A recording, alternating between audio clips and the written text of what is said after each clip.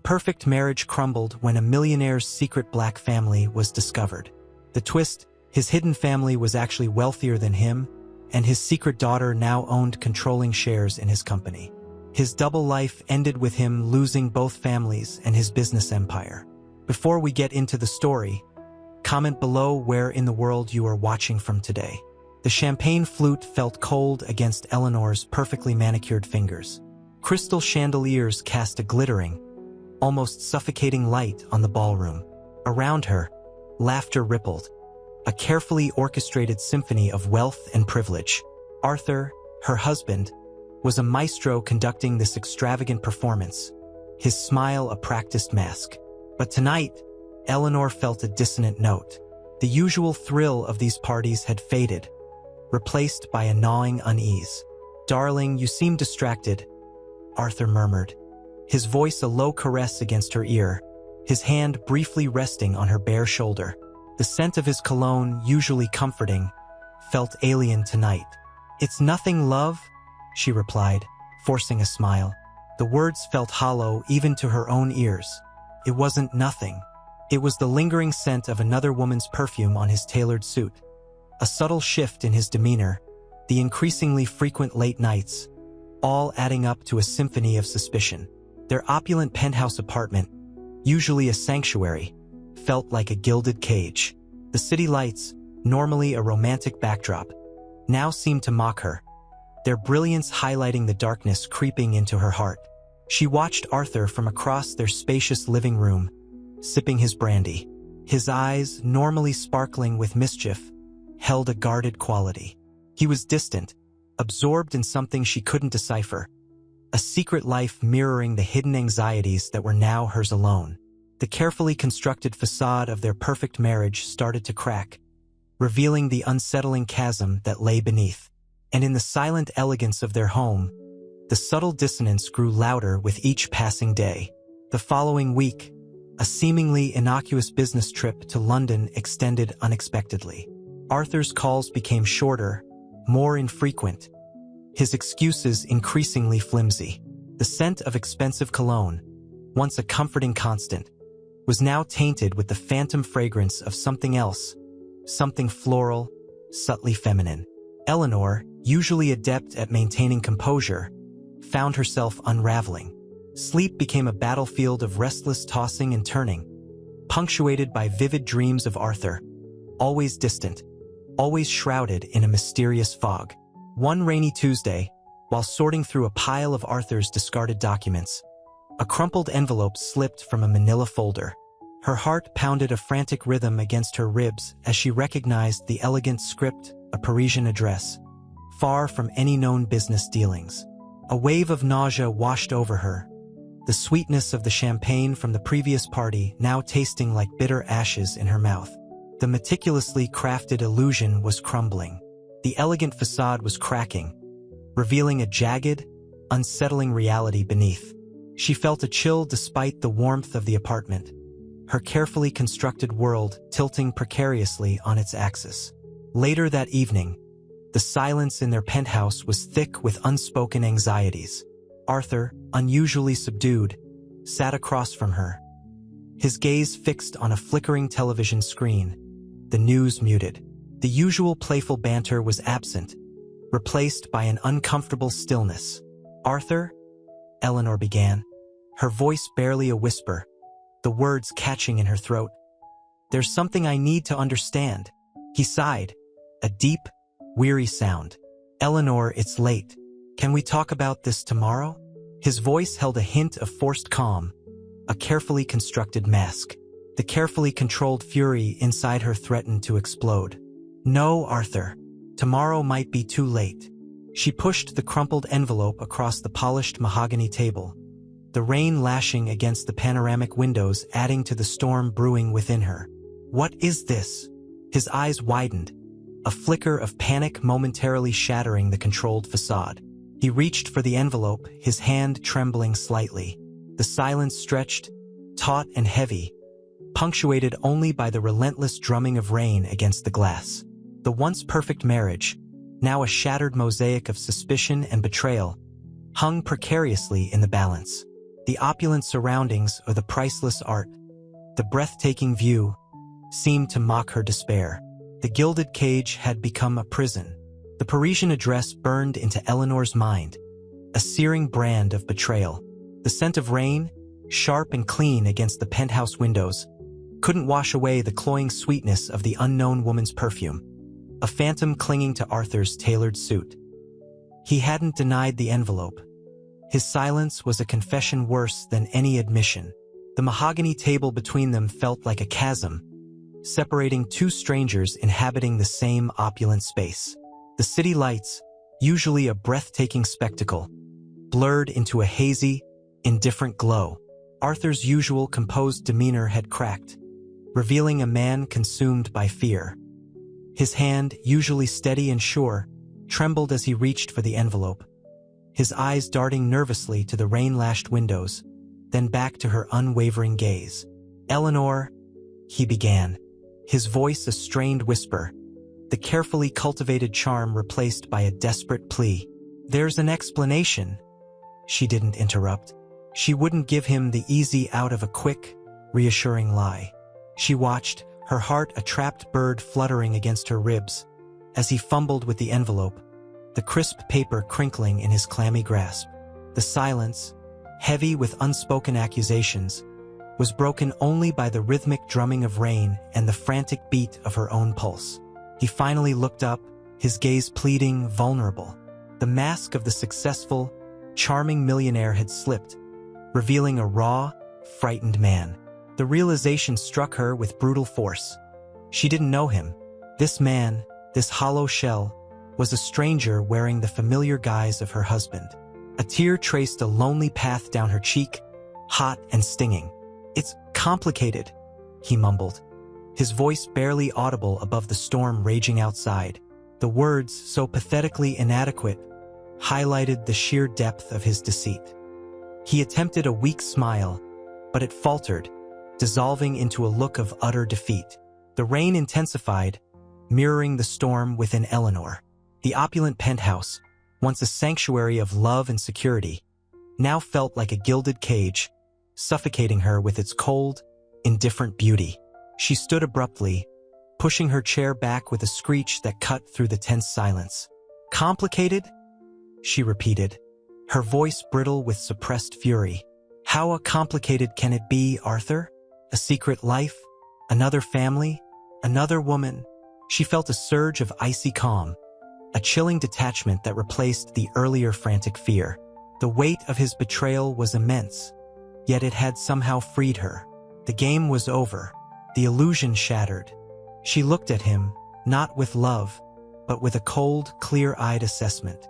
The perfect marriage, once her pride and joy, had become a gruesome parody, a meticulously constructed lie unveiled.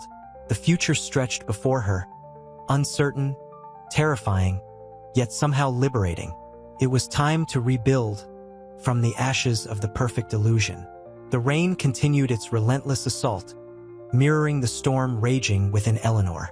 She stood, silhouette stark against the panoramic city lights, a queen deposed from her gilded throne. The scent of expensive rain-soaked lilies, usually a comforting aroma in their penthouse, now felt suffocating, cloying like Arthur's lies. He watched her, his face etched with a mixture of fear and pleading, the carefully cultivated mask of success finally crumbling. "It's not what you think," he whispered, his voice hoarse, the words catching in his throat. He reached for her, but she flinched, pulling away as if he were a venomous snake. The mahogany table, once a symbol of their shared prosperity, now seemed a chasm, an insurmountable barrier between them. The clinking of ice in his untouched glass sounded jarringly loud in the oppressive silence. He was a stranger, she realized, his carefully constructed persona a facade concealing a life she never knew. "Don't," she said, her voice cold, precise, devoid of the warmth that had once characterized their exchanges. "Don't try to justify it, Arthur. There's nothing to justify." He looked defeated, his shoulders slumping, the vibrant energy that had always surrounded him extinguished, replaced by a desolate emptiness. The man before her, his eyes bloodshot, his hair disheveled, was a mere shadow of the man she'd loved. He was a stranger. A low sob escaped his lips, a sound so unlike the confident man she knew it startled her. This raw vulnerability, this glimpse into his inner turmoil, almost broke through the wall of icy resentment she'd erected. Almost. She turned, her back to him, the rain-streaked window panes reflecting her trembling form. The city lights, a symbol of their shared success, mocked her with their indifferent brilliance. Each glittering jewel was a testament to the lie they'd built their lives upon. The weight of betrayal was heavy, a crushing burden. Yet, strangely, there was a flicker of something else, a spark of liberation. The fear was still there, the uncertainty, but it was overshadowed by a burgeoning sense of clarity. "I need time," she finally said, her voice trembling but resolute. The words hung in the air, a finality that echoed the shattering of their perfect illusion. The sound of the rain intensified, a relentless rhythm accompanying her silent retreat into a future she could barely imagine, but one that was undeniably her own.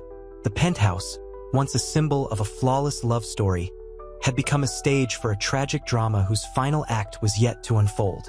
The following morning, sunlight sliced through the gap in the curtains, illuminating dust motes dancing in the opulent penthouse. Eleanor awoke to a silence so profound it was almost deafening, a stark contrast to the storm of the previous night. The lilies, still damp from the rain, cast long shadows across the polished floor, their fragrance now a bittersweet reminder of a life irrevocably altered. She lay rigid, the sheets twisted around her like a shroud. The weight of Arthur's betrayal pressed down on her, a physical ache in her chest. She rose slowly, the silk pajamas clinging to her damp skin, feeling strangely detached. The city sprawling beneath them, usually a source of pride and shared accomplishment, now felt alien, a vast, indifferent landscape reflecting the emptiness within her. She moved through the apartment, a ghost in her own home, her footsteps echoing in the cavernous spaces. The opulent furnishings, once symbols of their shared success, felt cold and sterile. She found Arthur in the study, hunched over his desk, a mountain of papers scattered around him. He looked older, defeated, the vibrant energy she had once found so intoxicating extinguished. The expensive tailored suit did nothing to disguise the slump of his shoulders, the hollowness in his eyes. He looked up as she entered, his gaze lingering on her face, a desperate hope flickering within those weary eyes. "Eleanor," he began, his voice a mere rasp. "Please let me explain." Eleanor stopped, her hand resting on the back of a mahogany chair. The scent of old leather and expensive cigars usually comforted her, but today it reeked of his deceit, a cruel irony. "There's nothing to explain, Arthur," she said, her voice calm but devoid of warmth. "I saw the documents. I know." He opened his mouth to speak, but she cut him off. "Don't," she said, her voice barely above a whisper, but each syllable carrying the weight of her devastation. "Don't try to justify it. Don't try to minimize it. Just leave." The silence that followed was thick with unspoken accusations, with shattered dreams, with a life undone. The rain had stopped, but a gray, oppressive sky still hung over the city, mirroring the storm that raged within them both. Arthur's carefully constructed world, his empire of wealth and influence, was crumbling brick by brick, revealing the flawed foundation upon which it was built.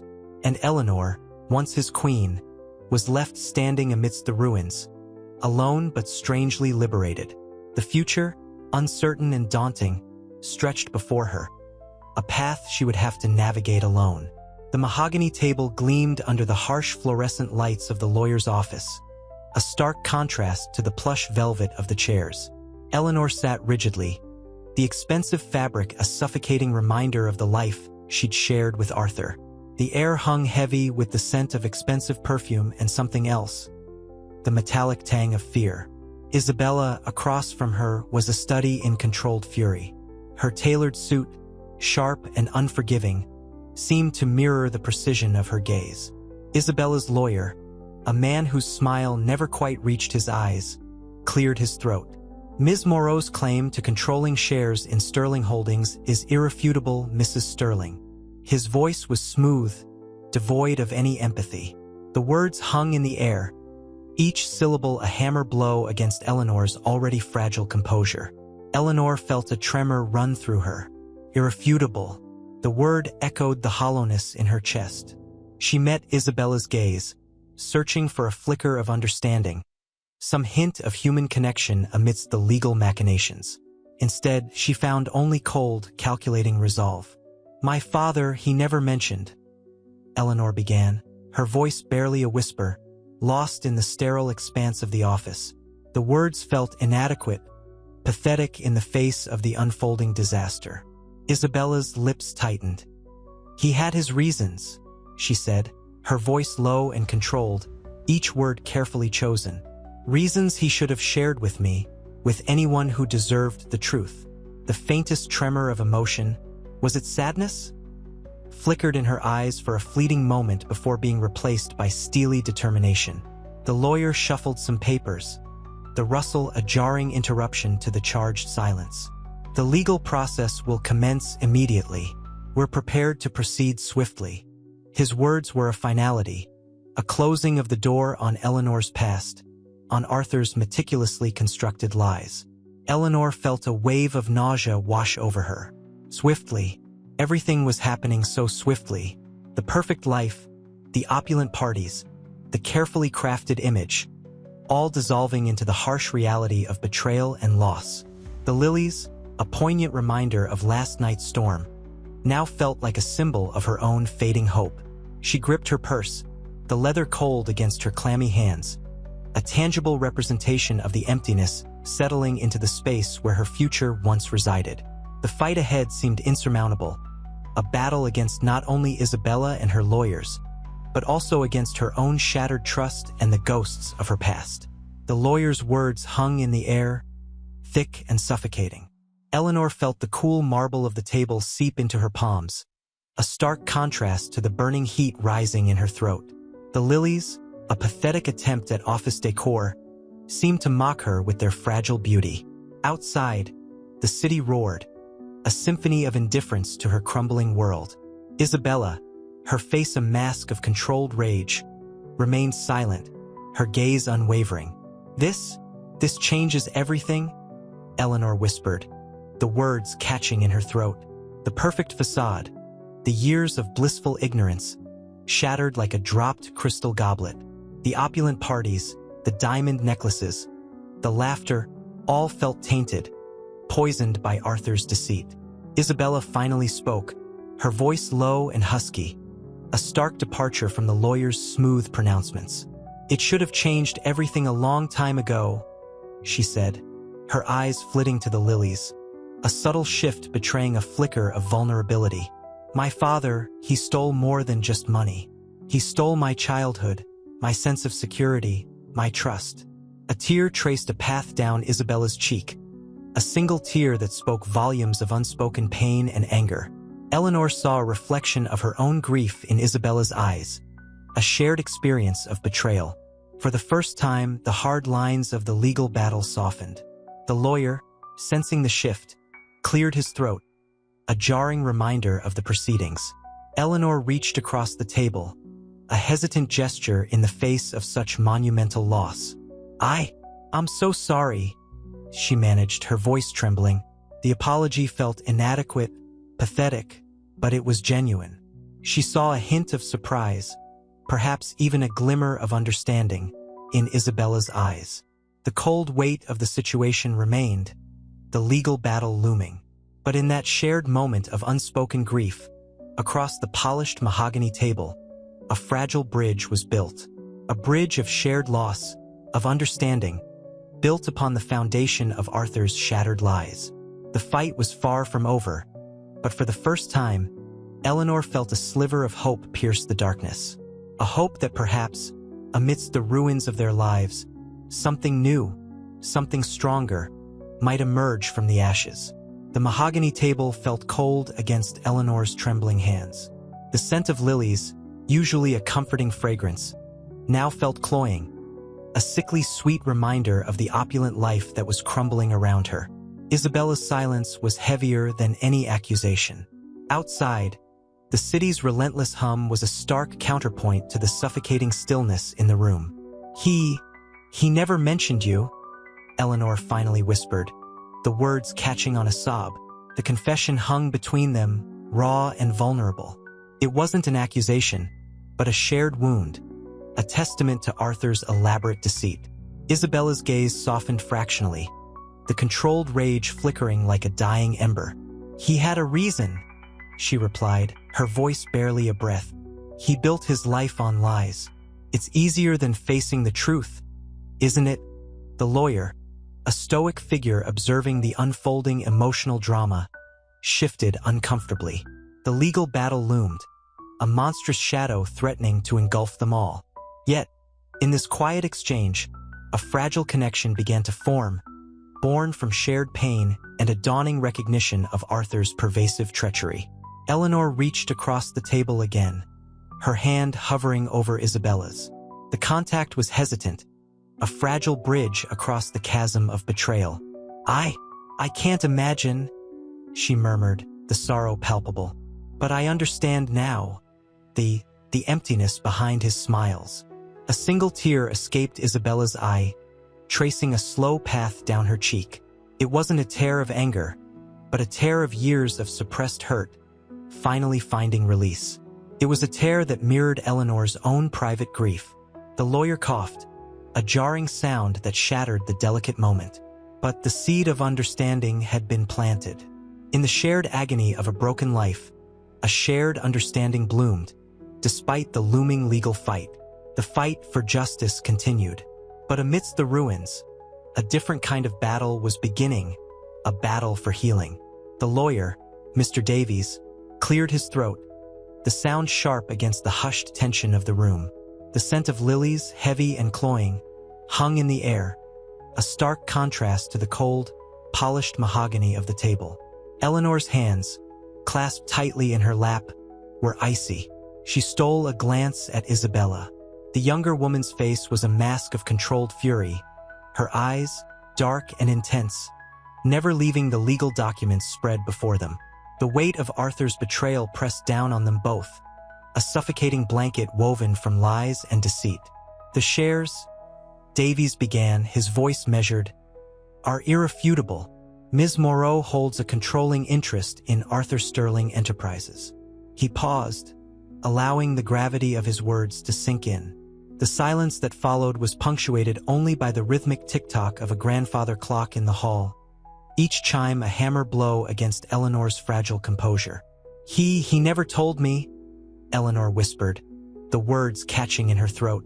A single tear traced a path down her cheek, leaving a glistening trail through the meticulously applied makeup. The years of blissful ignorance, the carefully constructed facade of perfection, were shattered, leaving behind only the bitter taste of betrayal. Isabella met Eleanor's gaze, her expression softening, ever so slightly. The anger, though still present, was tempered with something akin to understanding. He couldn't," Isabella said, her voice low and husky. "It was easier to keep it all hidden, easier to maintain the illusion." Her voice cracked, betraying the years of suppressed resentment and pain. The carefully constructed composure began to crumble, revealing a vulnerability that mirrored Eleanor's own. The shared sorrow, unexpected and profound, hung heavy in the air. It transcended the legal battle that loomed before them, forging an unexpected connection between two women bound by the same man's treachery. The lily's perfume, previously suffocating, seemed less oppressive now, a shared scent in the shared grief. The room, still cold, felt slightly less hostile. A fragile hope flickered, a tiny spark in the vast darkness of their shared devastation. The fight for justice was still ahead, but in the heart of their shared pain, a new battle began, the battle for healing, a battle they might just fight together. The mahogany table gleamed under the harsh fluorescent lights, a stark contrast to the wilting lilies in the crystal vase. Eleanor, her carefully constructed composure fraying at the edges, felt the chill seep into her bones, mirroring the icy grip of betrayal. Isabella, across from her, remained outwardly calm, a storm brewing behind her dark, intense eyes. Mr. Davies, a pillar of impassive professionalism, cleared his throat, the sound brittle in the suffocating silence. "The implications, Mrs. Sterling," he began, his voice a low hum against the ticking grandfather clock, "are significant. Not only is Ms. Moreau the majority shareholder, but the implications for the company's public image are catastrophic." Eleanor's breath hitched. The carefully curated life, the opulent parties, the seemingly unwavering affection, all a lie, built on a foundation of deceit. A wave of nausea threatened to overwhelm her. She gripped the edge of the table, knuckles white. The scent of lilies, once a symbol of their perfect life, now felt suffocating, a cruel reminder of the beautiful illusion Arthur had constructed. Isabella's gaze met Eleanor's, a flicker of something akin to understanding, perhaps even empathy, in the depths of her anger. "He hid it so well," Isabella murmured, her voice barely a whisper, the words catching in her throat. "He compartmentalized his life, two worlds existing in complete isolation." The weight of the revelation pressed down on them, a shared burden heavier than any legal document. It wasn't just about shares and lawsuits. It was about the shattering of trust, the erosion of identity, the years stolen by deception. Eleanor saw the raw pain in Isabella's eyes, a mirror to her own wounded heart. The shared grief forged an unexpected connection, a fragile bridge across the chasm of betrayal. The ticking clock seemed to mock their devastation, each second a reminder of the time lost, the life irrevocably altered. The fight was far from over, but in the shared sorrow, a flicker of hope ignited. A fragile possibility of alliance, a shared quest for justice, perhaps even healing. The opulent Sterling mansion, usually a beacon of warmth and laughter, felt like a mausoleum. Eleanor wandered through the cavernous halls, the polished floors reflecting the harsh angles of the afternoon sun. Each echoing footstep amplified the silence, a stark contrast to the vibrant chaos that had once filled these rooms. The scent of lilies, her favorite, now clung to the air like a suffocating shroud. She touched a silk pillow, the cool fabric a phantom of Arthur's absent presence. The weight of his betrayal pressed down, crushing her. A soft knock echoed. Isabella stood in the doorway, her expression unreadable behind the dark sunglasses she'd kept on since the meeting with Mr. Davies. The legal documents, cold and impersonal, felt like a physical blow. The reality of Arthur's deception was slowly seeping in, replacing the initial shock with a chilling certainty. "Can I come in?" Isabella's voice was barely above a whisper, a stark contrast to the steely resolve she displayed earlier. Eleanor nodded, gesturing vaguely towards a plush armchair. The silence stretched, thick with unspoken accusations and shared grief. Isabella removed her sunglasses, revealing eyes rimmed with red. The anger had subsided, replaced by a weary exhaustion. I never knew," she began, her voice cracking. "He never mentioned any of it." She ran a hand through her hair, the gesture revealing a vulnerability Eleanor hadn't expected. Eleanor watched, surprised. The icy anger she'd felt earlier towards Isabella was melting, replaced by a reluctant empathy. The shared devastation was forging an unexpected connection, a fragile bridge across the chasm of betrayal. "Neither did I," she whispered, her voice hoarse with unshed tears. "He built two lives, two families, in perfect isolation." A long silence fell between them, broken only by the ticking of a grandfather clock in the hall. The shared grief was a heavy blanket, suffocating yet strangely comforting in its shared weight. It was a silent acknowledgement of a common enemy, a man who had expertly woven a web of lies, leaving destruction in his wake. The faint sound of a car pulling away outside broke the silence. Arthur was gone. The realization brought a fresh wave of nausea and anger to Eleanor, but with it also came a flicker of something else. A nascent understanding, a possibility of unexpected kinship with this woman who was both rival and victim. The fight for justice was far from over, but in this shared grief, a fragile seed of alliance had been planted. The mahogany table, usually laden with crystal and silver, now held only a half-empty bottle of expensive wine and 2 untouched glasses. Eleanor traced the rim of one with a trembling finger, the cool glass a stark contrast to the burning rage that simmered beneath her skin. The opulent dining room, usually a stage for elaborate dinners, felt suffocatingly empty. The scent of lilies, a cruel reminder of Arthur's carefully constructed facade, hung heavy in the air. Isabella sat opposite, her posture rigid, her dark sunglasses still in place despite the dim light. The silence between them was a palpable entity, thick with unspoken accusations and the bitter taste of betrayal. Finally, Isabella spoke, her voice barely a whisper. He never mentioned you." Eleanor's breath hitched. The words, simple yet devastating, pierced her carefully constructed composure. She had imagined countless confrontations, fiery speeches, accusations hurled like weapons. Instead, a raw, wounded vulnerability resonated in Isabella's voice, mirroring her own. "He built separate lives," Eleanor said, her voice raw. "Compartmentalized his existence as if we were exhibits in a carefully curated museum." She swirled the wine in her glass, the ruby liquid mirroring the complex emotions swirling within her. Anger, yes, but also a chilling understanding of Arthur's profound capacity for deception. Isabella removed her sunglasses, revealing eyes swollen and red-rimmed. The steely resolve she displayed earlier had crumbled, replaced by a weary exhaustion. I feel foolish," she confessed, her voice cracking. "Blind. He painted such a convincing picture." Eleanor nodded slowly, a deep empathy blooming in her chest. The icy resentment she'd harbored towards Isabella began to melt, replaced by a shared sorrow, a connection forged in the crucible of betrayal. They were both victims, pawns in Arthur's elaborate game. A shared understanding, fragile yet potent, began to bridge the chasm of their disparate circumstances. The grandfather clock in the hall chimed, each toll a heavy beat against the backdrop of their shared grief. The sound was a stark reminder of the passage of time, the inexorable march towards an uncertain future.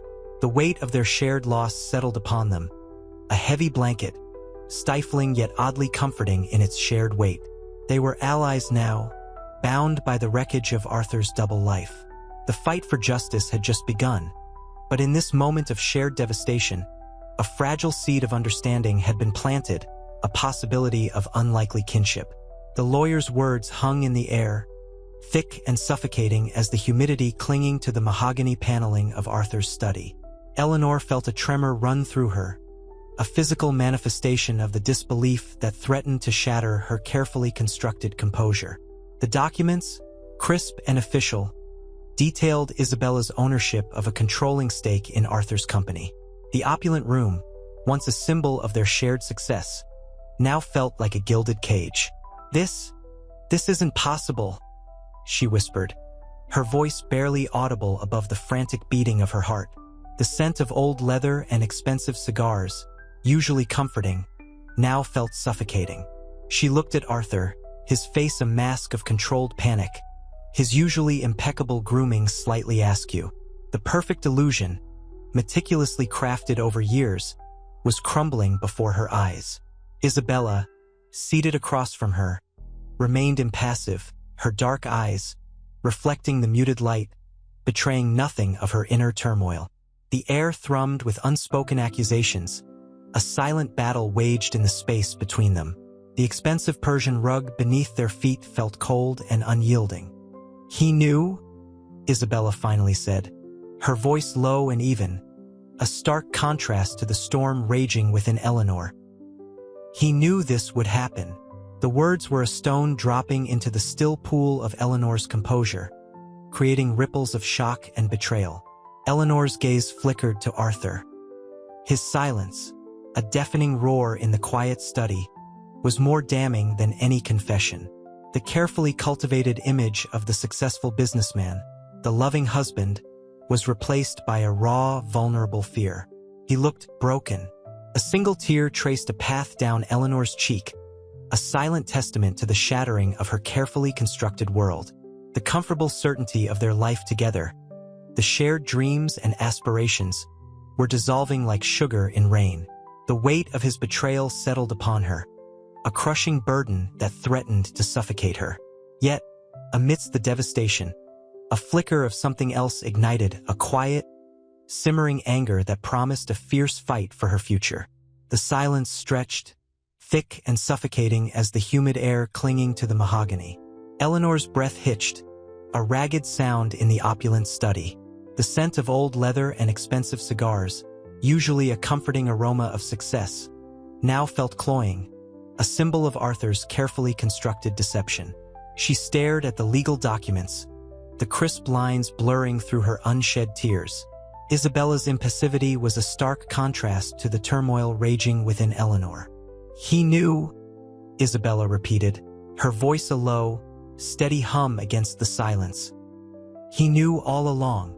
The words were sharp, precise, like shards of glass piercing Eleanor's carefully maintained composure. Arthur remained silent, his usually impeccable grooming now disheveled. The controlled panic in his eyes was a stark departure from the confident facade he had always presented to the world. He looked smaller, somehow diminished by the weight of his secret. The man she loved, the man she'd built a life with, was a stranger, a phantom behind a carefully crafted mask. A sob escaped Eleanor, a raw, guttural sound that broke the tense silence. The expensive Persian rug beneath her feet felt cold and unforgiving, mirroring the chill that had settled deep in her heart. The opulent surroundings, once a testament to their shared success, now mocked her with their silent judgment. "How?" she whispered, the word barely audible, choked with pain and disbelief. The question hung in the air, unanswered, a testament to the chasm that had opened between them. The years of shared laughter, whispered secrets, and carefully constructed dreams felt like a distant, fading memory. Isabella's gaze softened fractionally, a flicker of something akin to empathy in her dark eyes. "He never spoke of me," she said quietly, her voice laced with a quiet sadness. "He kept me hidden, a shameful secret." Her voice was neither accusatory nor forgiving, but stated a fact, a truth laid bare in the suffocating silence of Arthur's study, a truth that shattered Eleanor's world. The perfect illusion had crumbled, leaving behind only the bitter residue of betrayal and the chilling certainty of irrevocable loss. The fight had begun. The silence stretched, heavy and suffocating. Eleanor, normally a picture of composure, felt the tremor in her hands as she reread the documents. The cool, crisp paper felt strangely alien against her skin, a stark contrast to the warmth of the Persian rug beneath her feet, a rug that now felt like a cold, unforgiving expanse. The scent of Arthur's expensive cigars, usually a comforting familiarity, was now acrid, a symbol of his deception. Isabella's gaze remained fixed on the documents, her expression unreadable, yet a faint tremor in her jaw hinted at suppressed emotion. The opulent study, a testament to Arthur's success, felt like a gilded cage, the gilded bars now sharp and menacing. "He knew," Isabella repeated, her voice low, a quiet assertion that hung in the air. "He knew all along, and he chose to keep it from me." The words, though directed at Eleanor, were laced with a profound weariness, a deep-seated sadness that resonated with Eleanor's own growing despair. Arthur, his usually impeccable appearance now disheveled, sat hunched in his leather chair, a picture of defeated grandeur. The controlled panic flickering in his eyes was a stark contrast to the assuredness he typically projected. He looked smaller, diminished, the weight of his lies crushing him. The man Eleanor loved, the man she'd built her life with, was dissolving before her eyes, revealing a stranger she barely recognized. A single tear traced a path down Eleanor's cheek, then another and another, until the silent tears became a torrent.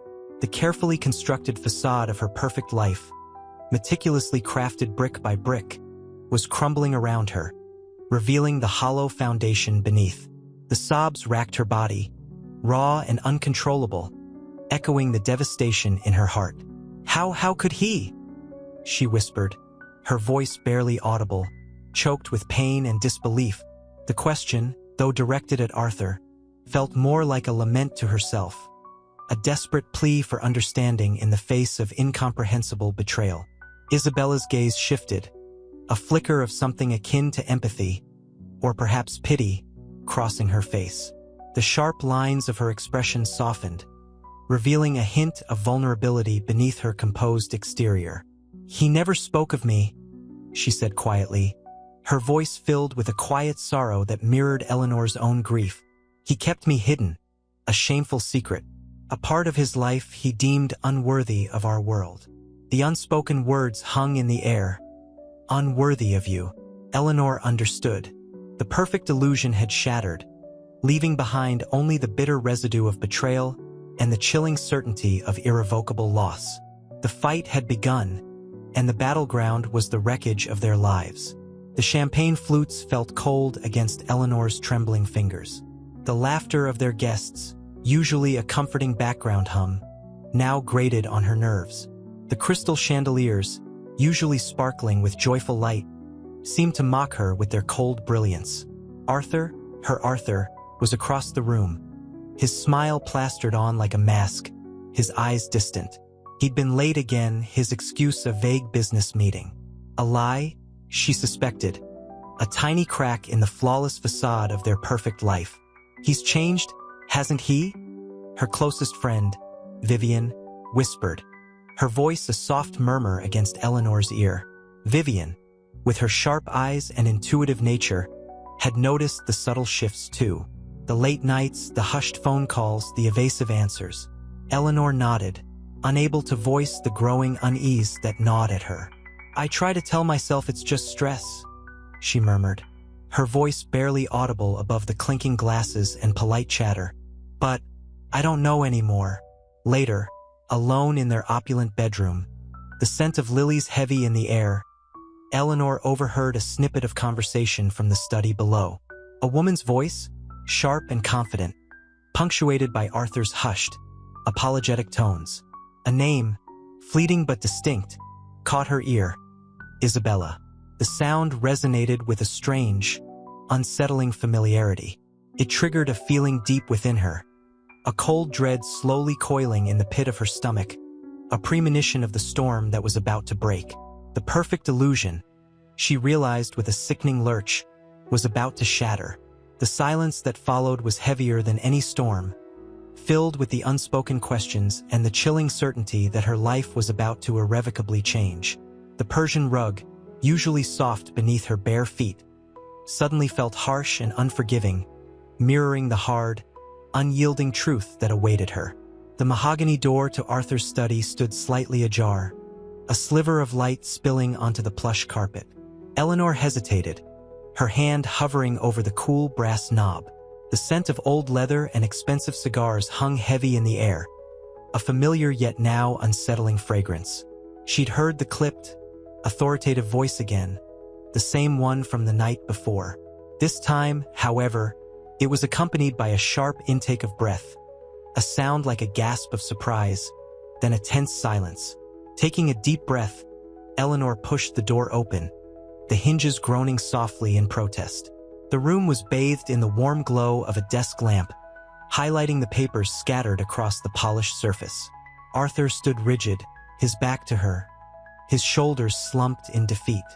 Facing him, a woman sat perched on the edge of a leather armchair, her posture radiating an icy confidence. Her dark eyes, sharp and intelligent, met Eleanor's gaze with unwavering intensity. This was Isabella. "Eleanor?" Arthur stammered, his voice strained, devoid of its usual charm. He turned, his face pale and etched with a mixture of guilt and fear. Isabella remained seated, her expression unreadable. "I believe introductions are in order," she said, her voice low and controlled, yet laced with an undercurrent of steel. "I'm Isabella Moreau, your husband's daughter." The words hung in the air, heavy and suffocating. Eleanor felt a coldness spread through her, a numbness that numbed her senses. Her perfectly manicured hand trembled as she reached for the back of a nearby chair, her fingers finding purchase on the smooth, cool leather. The silence that followed was deafening, punctuated only by the rhythmic ticking of a grandfather clock in the hallway. Arthur shifted uncomfortably, his eyes darting between Eleanor and Isabella, his usual charisma completely gone. I can explain," he began, his voice cracking. Isabella cut him off, her voice sharp. "There's nothing to explain, Arthur. The documents speak for themselves. The fact that I hold controlling interest in your company certainly simplifies things." The words were a cold, brutal slap to Eleanor's face. She could feel the blood draining from her face, leaving her weak and dizzy. The opulent room, once a symbol of their perfect life, now felt like a gilded cage, suffocating and inescapable. The lilies, once a sweet fragrance, now smelled cloyingly sweet, a mocking reminder of the poisoned beauty of their shattered reality. The weight of betrayal was crushing, a physical force threatening to topple her. The elegant setting, her perfect life, it all felt fragile, brittle, like a thin layer of ice ready to crack and shatter. The storm, as she'd foreseen, had arrived, and it was far more devastating than she could have ever imagined. The air in the opulent lawyer's office hung thick with the scent of expensive leather and unspoken accusations. Isabella, poised and elegant in a charcoal gray suit, regarded Eleanor with an unsettling calm. Eleanor, however, felt anything but calm. The polished mahogany table between them seemed a chasm, separating her from the shattering truth. Her carefully constructed world, built on years of shared laughter and whispered secrets with Arthur, lay in ruins. "The documents are irrefutable, Mrs. Blackwood," the lawyer, Mr. Davies, stated, his voice a smooth, neutral instrument. He pushed a file across the table, the crisp paper a stark contrast to the trembling hand Eleanor used to pick it up. Each page felt weighted with the crushing weight of betrayal. Isabella watched, her expression unreadable. Eleanor saw a flicker of something. Perhaps pity, perhaps a trace of the same hurt she felt, but it vanished as quickly as it appeared. The icy composure returned, a shield against the raw emotions swirling within the room. I don't understand," Eleanor whispered, her voice barely audible above the rhythmic tick of a clock on the wall. The sound, usually comforting, now felt like a mocking metronome counting down the seconds to her complete unraveling. Tears threatened to spill, but she clamped down on the rising tide of emotion, a desperate fight for composure. Arthur, pale and sweating, shifted in his seat. His usual charm was gone, replaced by a desperate, almost pathetic vulnerability. He opened his mouth to speak, but Isabella cut him off. "My mother," Isabella said, her voice low and measured, "died when I was young. My grandfather, however, made sure I would not want for anything. And he made sure that his legacy would continue." The steel in her voice was unmistakable. This was not a daughter seeking reconciliation. This was a businesswoman reclaiming her inheritance. Eleanor looked from Isabella's steely gaze to Arthur's haunted eyes. The perfect image of their life together. The lavish parties, the sun-drenched vacations, the whispered promises of forever, shattered into a million jagged pieces. The luxurious surroundings, once symbols of security and love, now felt suffocating, a gilded cage built on a foundation of lies. The weight of the revelation pressed down on her, a physical burden that stole her breath. The lilies in a nearby vase, once a symbol of their shared happiness, now seemed a grotesque mockery. The sweet fragrance felt cloying, suffocating, a cruel reminder of the bitter truth. This was not a storm. It was a tsunami, sweeping away everything in its path. And she was drowning. The lawyer's office felt colder now, the air thick with the unspoken. Eleanor's breath hitched, a ragged sound lost in the suffocating silence. The scent of lilies, once a symbol of their happiness, now felt acrid, a mocking perfume clinging to the betrayal. Arthur's face was ashen, the carefully cultivated charm eroded, replaced by a desperate tremor in his hands. He reached for Eleanor, a pleading look in his eyes, but she flinched away. The touch of his hand, once a comfort, now felt like a brand. This changes everything," Eleanor whispered, her voice barely a thread. The mahogany table, once a symbol of their shared life, now stood as a chasm, separating her from the man she thought she knew. The crisp legal documents felt like blades against her skin. Isabella watched, her expression unreadable. A flicker of something, remorse? Perhaps. But it vanished, replaced by the steely resolve that had characterized her from the first moment. "It does," she replied, her voice calm, controlled, yet laced with an undercurrent of raw pain. "My grandfather ensured my future. This isn't about revenge, Mrs. Blackwood. It's about justice." A bitter laugh escaped Eleanor's lips, a sound devoid of humor. Justice? What justice could possibly rectify this devastating blow? The years of shared laughter, the whispered secrets, the carefully constructed facade of their perfect life, all reduced to ashes by a single, shattering truth. The opulence of the surroundings felt suffocating, a gilded cage built on a foundation of lies. Tears finally spilled, hot and uncontrolled, tracing paths down her cheeks. Arthur, his voice cracking, tried to interject, to explain, to beg for forgiveness. But his words were lost in the wreckage of his deception. His pleas were drowned out by the roaring in Eleanor's ears, a cacophony of shattered dreams and broken promises. She looked from Arthur's pleading gaze to Isabella's impassive face, the weight of their combined anguish pressing down on her, crushing her spirit. The world tilted, and for a moment, she felt nothing but the hollow ache of unbearable loss. The clock ticked on, a relentless reminder of time's relentless march toward an uncertain future, a future where everything she knew had vanished. The lawyer, Mr. Finch, cleared his throat, the sound echoing in the sterile office. He pushed a folder across the polished mahogany table towards Eleanor. The weight of it felt heavier than lead. Outside, the city hummed, a discordant symphony to the silence suffocating the room. Eleanor traced the embossed initials on the folder, A.B. Arthur Blackwood. The initials that once represented security now felt like a brand. "These documents detail Mrs. Blackwood's prenuptial agreement," Finch said, his voice carefully neutral. His eyes, however, held a flicker of something akin to pity. Eleanor opened the folder, her hands trembling. The crisp paper felt cold against her fingertips. Paragraph after paragraph detailed the intricate web of Arthur's wealth, meticulously shielded from them. A wave of nausea washed over her. The opulent lifestyle, the lavish parties, the exotic vacations, all built on a foundation of lies. Each meticulously crafted detail was now a bitter pill to swallow. Arthur, his face etched with a mixture of fear and desperation, reached for her hand. Eleanor recoiled. The scent of his expensive cologne, once intoxicating, now reeked of betrayal. "Eleanor, please," he pleaded, his voice cracking. "Let me explain." Isabella, her expression unreadable, watched the exchange with a chilling stillness.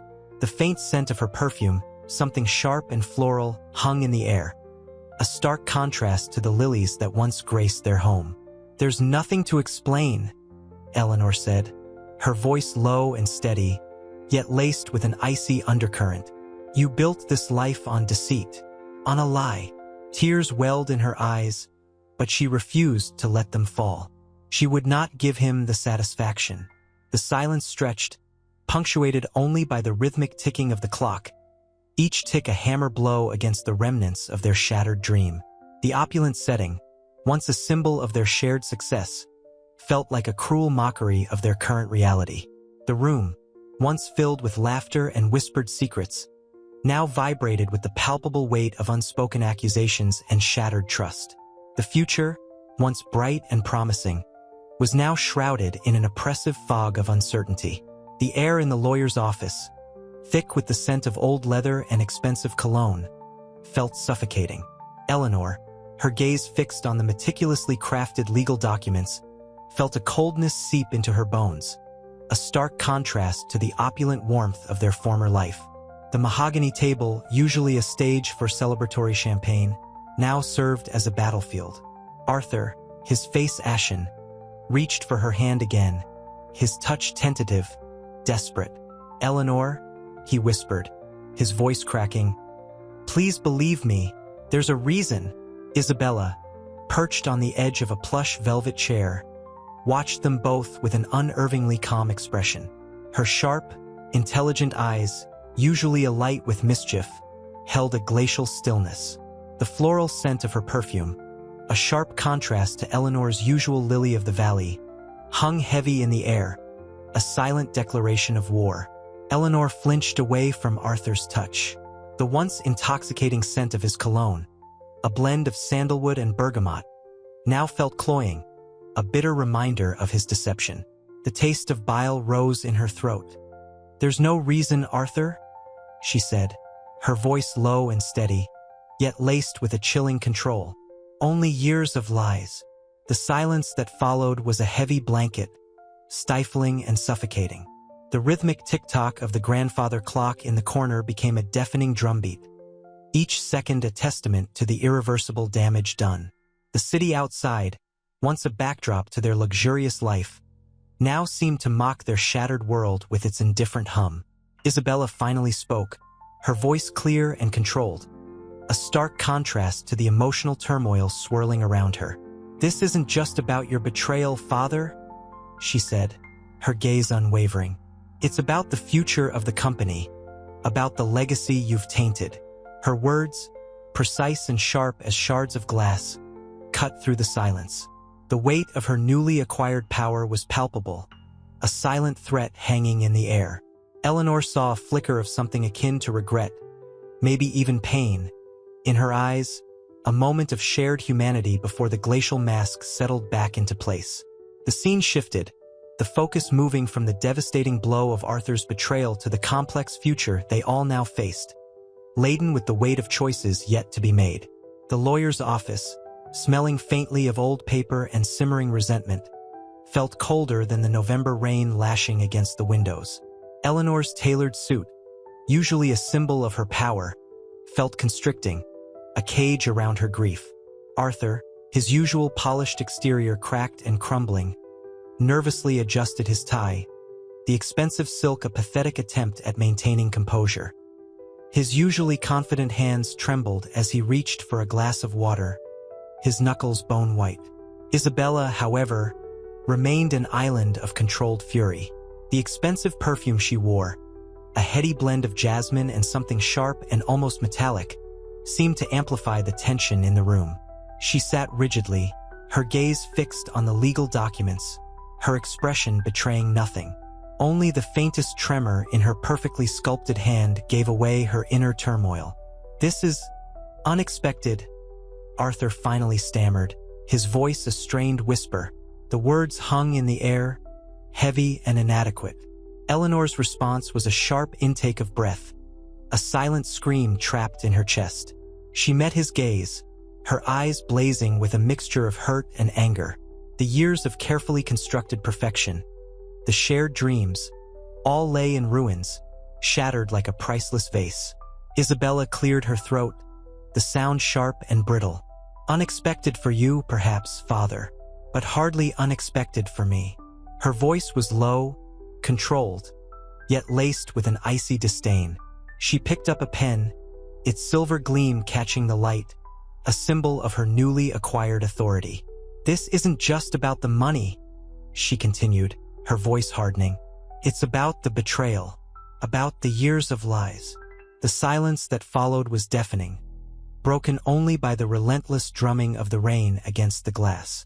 Arthur's shoulders slumped, his carefully constructed facade finally collapsing. The weight of his actions, the years of deceit, seemed to crush him. He looked from Eleanor, her face a mask of controlled fury, to Isabella, her eyes filled with a chilling mixture of anger and sadness. The perfect illusion had shattered, leaving behind only the bitter taste of betrayal and the chilling reality of his ruined life. The future, once so promising, was now a terrifying expanse of uncertainty. He had lost everything, and he knew, with a chilling certainty, that it was entirely his fault. The lawyer's words hung in the air, thick and suffocating. The mahogany table, polished to a gleaming perfection that mocked the shattered pieces of Arthur's life, seemed to absorb the silence. Eleanor's breath hitched, a ragged gasp lost in the oppressive quiet. The scent of expensive leather and old parchment did little to mask the metallic tang of fear coiling in her stomach. Isabella, however, remained impassive. Her perfectly manicured fingers drummed a silent rhythm against the armrest of her chair, a controlled counterpoint to the storm raging within Eleanor. The chill in the air wasn't just from the November rain. It emanated from Isabella, a palpable aura of icy resentment. "So," Isabella finally said, her voice a low, controlled hum that vibrated with barely contained fury. "This is it, then, the end of the charade." Her gaze, sharp and unwavering, locked onto her father. All these years, and for what? Arthur, his face pale and drawn, swallowed hard. His carefully constructed facade, the one he'd used to mask his double life for decades, was crumbling brick by brick. He opened his mouth to speak, but no words came. The silence stretched, a taut rubber band threatening to snap. Eleanor watched him, a complex tapestry of emotions woven across her face. Anger, yes, but also a deep, gut-wrenching sorrow. The man she'd loved, the man she'd built her life with, was a stranger who had built a life, a family, in secret. And now that secret had destroyed everything. She rose, her movement slow and deliberate, the expensive fabric of her suit whispering against her skin. The faint scent of her perfume, a delicate blend of lilac and vanilla, was a fragile counterpoint to the acrid smell of betrayal that permeated the room. She stood overlooking the scene, the rain a mournful symphony against the glass, mirroring the storm within her heart. I don't understand," Arthur finally croaked, his voice a thin thread. His eyes, usually so sharp and calculating, were clouded with fear and confusion. The mask was gone, replaced by raw, unvarnished vulnerability. The sight both horrified and strangely saddened Eleanor. Isabella didn't answer. She simply picked up the pen again, its silver tip glinting like a tiny, malevolent sword. The weight of her father's actions, the consequences of his lies, pressed down on her, a heavy burden she hadn't asked for, yet somehow felt compelled to carry. The future, once a distant, hazy prospect, was now a stark and daunting reality, and it was all her father's doing. The rain continued to fall, a relentless, unforgiving witness to the destruction of a perfect life. The lawyer, Mr. Finch, cleared his throat, the sound echoing the hollowness in Arthur's eyes. Eleanor felt a tremor run through her, a physical manifestation of the shattering of her world. The opulent office, usually a symbol of Arthur's success, now felt like a gilded cage. Rain lashed against the panoramic windows, mirroring the storm brewing inside her. The scent of damp wool from her coat mingled with the sharp, metallic tang of fear. Isabella, however, remained a statue of controlled fury. Her silence was more damning than any accusation. The rhythmic tapping of her perfectly manicured nails against the mahogany desk was the only sound for a long, agonizing moment. Then, she spoke, her voice low and precise, each word a carefully aimed dart. "So, father," she began, her gaze unwavering, "let's discuss the omissions in your financial disclosures." Arthur, his face ashen, stammered, I can explain." His voice cracked, the carefully constructed veneer of confidence finally crumbling.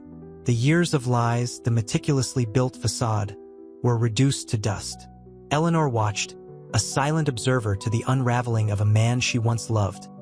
A man who was now a stranger, revealed in all his terrifying vulnerability. The anger simmered beneath the surface of her grief, a potent cocktail threatening to consume her. She saw the fear in his eyes, a primal terror that stripped him bare. Yet beneath that fear, a flicker of something else. Regret? She wasn't sure, but it was a fragile spark in a sea of devastation. "Explanations are insufficient, father," Isabella interrupted, her voice laced with a chilling calm. "Actions have consequences, and the consequences are significant." She gestured towards the meticulously prepared legal documents scattered across the desk, a mountain of evidence against Arthur's carefully crafted deception.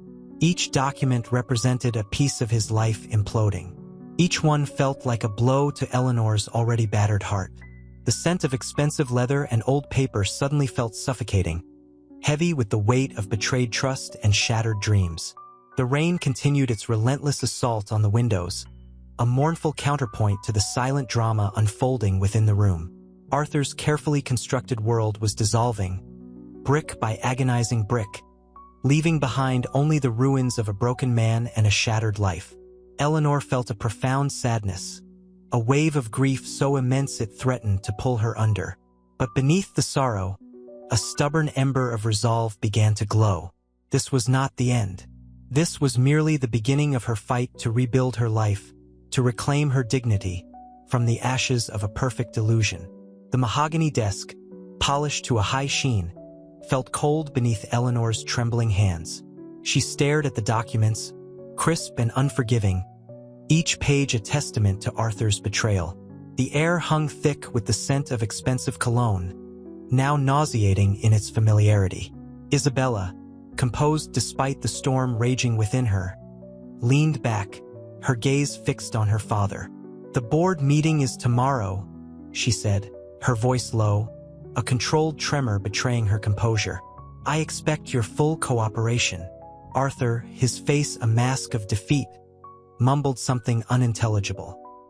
He looked older, the carefully cultivated lines around his eyes now etched deep, revealing a weariness that went beyond exhaustion. He was a broken man, his kingdom crumbling around him, and Eleanor saw it in the slump of his shoulders, in the tremor in his hands.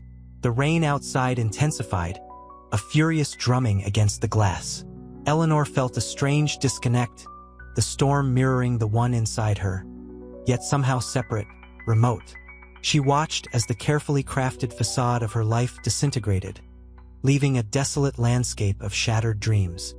"Is there anything you'd like to say, Arthur?" she asked, her voice barely a whisper, the words tasting like ash in her mouth. He looked at her, his eyes, once filled with a playful spark, now held a bottomless well of regret. "Eleanor," he began, his voice cracking, I never meant for any of this to happen." The words were hollow, devoid of the conviction needed to mend the gaping chasm between them. Isabella's silence was a heavy presence, a silent judgment hanging in the air. The silence stretched, punctuated only by the relentless rain and the occasional sniffle from Eleanor. The opulent setting felt mocking, a cruel irony against the raw emotion filling the room. Suddenly, a sharp sob broke the silence, tearing through the carefully constructed composure Eleanor had maintained. The dam broke, unleashing a torrent of grief and anger. She stood abruptly, the chair scraping against the polished floor, a jarring sound that shattered the fragile equilibrium. "Your explanations are meaningless," she choked out, her voice raw with pain. She looked at Isabella, her eyes brimming with unshed tears. "And I won't let you control my life any more than he did." She turned, her back to both of them, the image of a woman finally breaking free, a spark of defiance burning bright within the ashes of her broken world. The rain continued its mournful symphony, a fitting soundtrack to the end of an era. The lawyer, a sharp woman with eyes that missed nothing, slid a document across the polished mahogany table. The crisp paper felt cool against Eleanor's fingertips, a stark contrast to the burning rage that consumed her. It detailed Isabella's ownership, a controlling stake in Arthur's empire. The opulent office, usually a symbol of Arthur's success, felt suffocating, the scent of expensive leather and old money clinging to the air like a shroud. Isabella, a spitting image of Arthur but with a steely gaze that lacked his usual charm, remained silent, her composure a chilling mask. The silence stretched, thick and heavy, punctuated only by the rhythmic ticking of a grandfather clock in the corner. It was a sound that Eleanor found oddly comforting, a constant in this rapidly unraveling world. Arthur, his usual jovial demeanor replaced by a desperate tremor, stammered, This is a misunderstanding." His voice, usually booming and confident, cracked like brittle glass. Eleanor saw the fear flicker in his eyes, a fear not for himself, but for the loss of his carefully constructed life. "A misunderstanding?" Eleanor's voice, quiet at first, rose in intensity. The years of suppressed resentment, the silent compromises, the growing unease, it all erupted in a torrent of bitter words. You built this empire on lies, Arthur, on secrets, and now your secrets have caught up with you. Tears welled in her eyes, blurring the already distorted image of her husband. He was a stranger, a phantom of the man she had loved. The love, once a vibrant flame, now smoldered, reduced to a pile of cold ashes. Isabella watched them both, her expression unreadable, a mixture of anger and a chilling sense of detachment. The rain outside had begun, a relentless drumming against the windows, mirroring the tempest raging within the room. This wasn't just the end of a marriage. It was the implosion of a carefully crafted illusion. And Eleanor, finally seeing the truth, felt a strange sense of liberation amidst the wreckage. The rain continued its relentless assault on the windows, mirroring the storm raging inside Eleanor. She stared at the legal document, the crisp paper a stark contrast to the trembling in her hands. The mahogany table, usually a symbol of Arthur's power, felt cold and unforgiving beneath her elbows. Isabella, composed yet radiating a simmering anger, watched her with an unsettling intensity. Her eyes, a startling shade of green like her father's, held no warmth, only a chilling calculation. "This isn't just about the money," Eleanor said, her voice raw with pain. The words caught in her throat, each syllable a testament to years of suppressed emotion. "It's about the lies, Arthur, the deceit." Her gaze locked onto her husband, the man she'd once adored, now a stranger cloaked in fear and desperation. Arthur's attempt at a reassuring smile faltered, his carefully constructed facade crumbling before her eyes. He opened his mouth to speak, but no words came out. The silence hung heavy, punctuated only by the rhythmic tick-tock of the grandfather clock, a relentless counterpoint to the emotional turmoil in the room.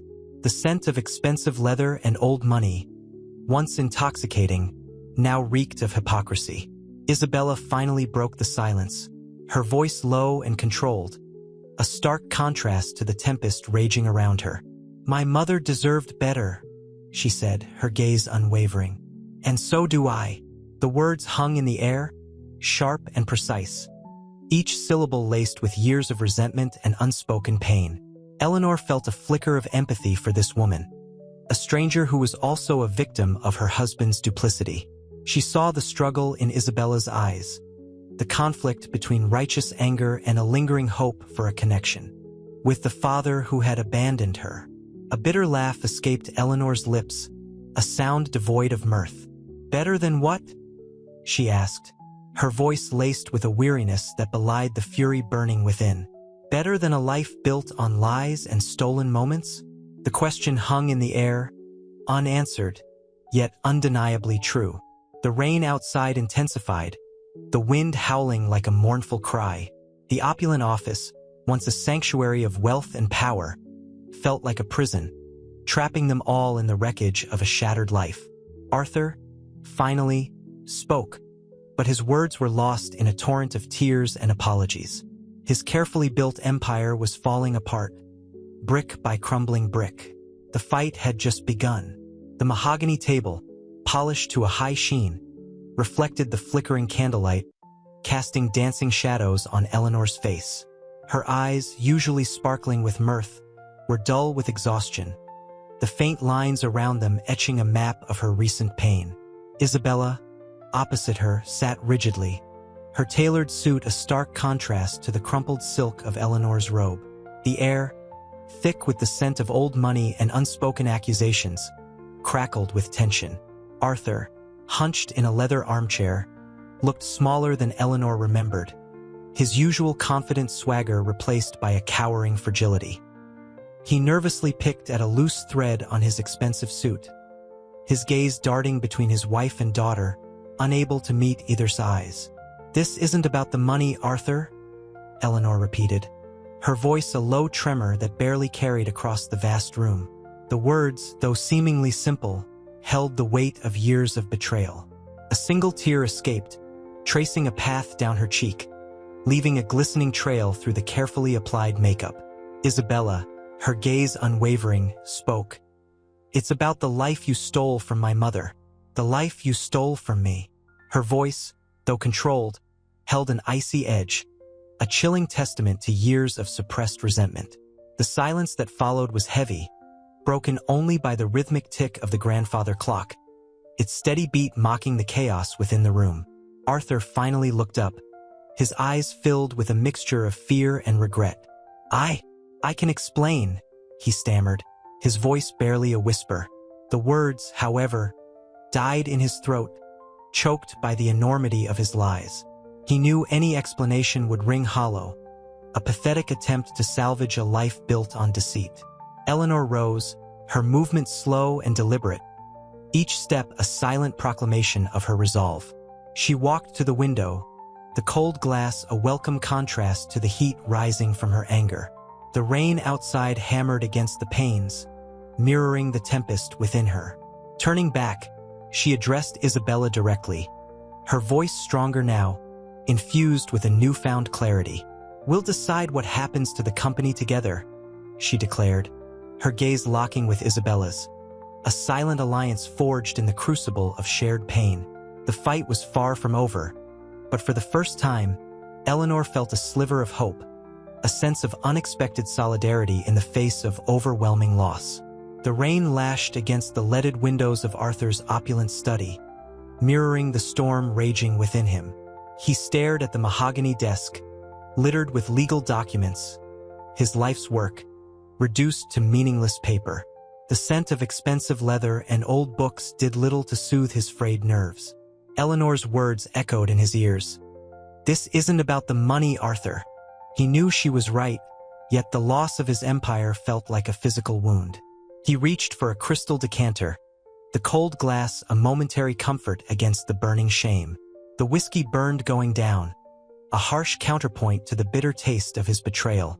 He thought of Isabella, her steely gaze, her quiet strength. He had underestimated her, believing her easily manipulated. His arrogance had been his downfall. A soft knock on the door startled him. He called out a gruff "Enter." His voice raspy from disuse and drink. His lawyer, Mr. Davies, a man whose face usually held a mask of professional detachment, entered, his expression grave. "The board has called an emergency meeting," Davies announced, his voice low. "They're demanding your resignation." Arthur chuckled, a dry, humorless sound. "And what if I refuse?" Davies sighed, running a hand through his thinning hair. "They hold the controlling shares, Arthur. Isabella, she's resolute." The news hung in the air, heavy and suffocating. Arthur felt a cold dread creep into his bones, deeper than the chill of the rain outside. He was not just losing his company, he was losing his identity, the carefully constructed facade that had defined him for so long. The weight of his lies, the deception, the shattered lives, it all crashed down upon him. He slumped back in his chair, the expensive leather offering little solace. The rain continued its relentless assault, washing away the last vestiges of his carefully crafted illusion, leaving behind only the raw, bitter truth. His perfect life, his perfect marriage, his perfect empire, all gone. All because of him.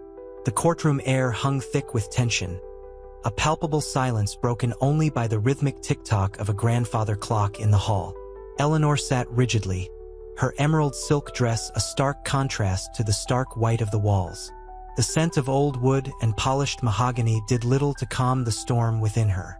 She watched as Isabella, her father's secret daughter, addressed the judge, her voice a calm, measured counterpoint to the turmoil in Eleanor's heart.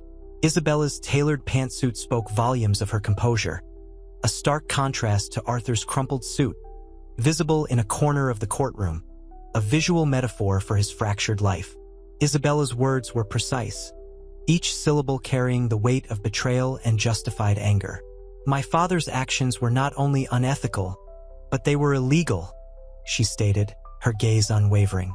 "His deception has not only harmed my family, but it has also damaged the very foundation of his company." Eleanor felt a strange mixture of anger and sympathy. Anger at Arthur's deceit, sympathy for Isabella, caught in the crossfire of her father's lies. A soft sob escaped Eleanor's lips, a small crack in the facade of composure she had painstakingly maintained. The sudden sound cut through the courtroom's silence, drawing attention to her grief. A wave of pity washed over Isabella, her steely gaze softening for a fleeting moment before regaining its professional detachment. The judge cleared his throat, his gaze shifting from Isabella to Eleanor. The weight of the situation settled heavily on his shoulders. Later, in the hushed solitude of her lawyer's office, Eleanor stared out at the city lights. The glittering skyline seemed mocking, a symbol of the wealth Arthur had so carelessly jeopardized. "He'll lose everything," her lawyer, a kind woman with gentle eyes, murmured, sensing Eleanor's unspoken fear. "But it's not just the money, is it?" she added softly, understanding more than Eleanor had expected. The statement hung in the air, laden with unspoken understanding. Eleanor nodded, tears welling up in her eyes. It wasn't just about the money. It was about the shattered trust, the destroyed dreams, the profound sense of betrayal that cut deeper than any financial loss. The loss of her perfect marriage, her perfect life. It was all because of one man's lies. The reality was slowly beginning to dawn on her. The fight wasn't over, it had just begun. And it wasn't about money, it was about reclaiming her life and her dignity. The mahogany table in the lawyer's office felt cold beneath Eleanor's trembling hands. The scent of expensive leather and polished wood did nothing to soothe the raw ache in her chest. Outside, the city glittered, a cruel juxtaposition to the bleakness she felt inside. Isabella's words echoed in her ears, precise, unwavering, devastating. "My father's actions were not only unethical, but they were illegal." Eleanor had braced herself for anger, for righteous fury. Instead, a strange weariness settled over her, a bone-deep exhaustion that went beyond the sleepless nights and legal battles.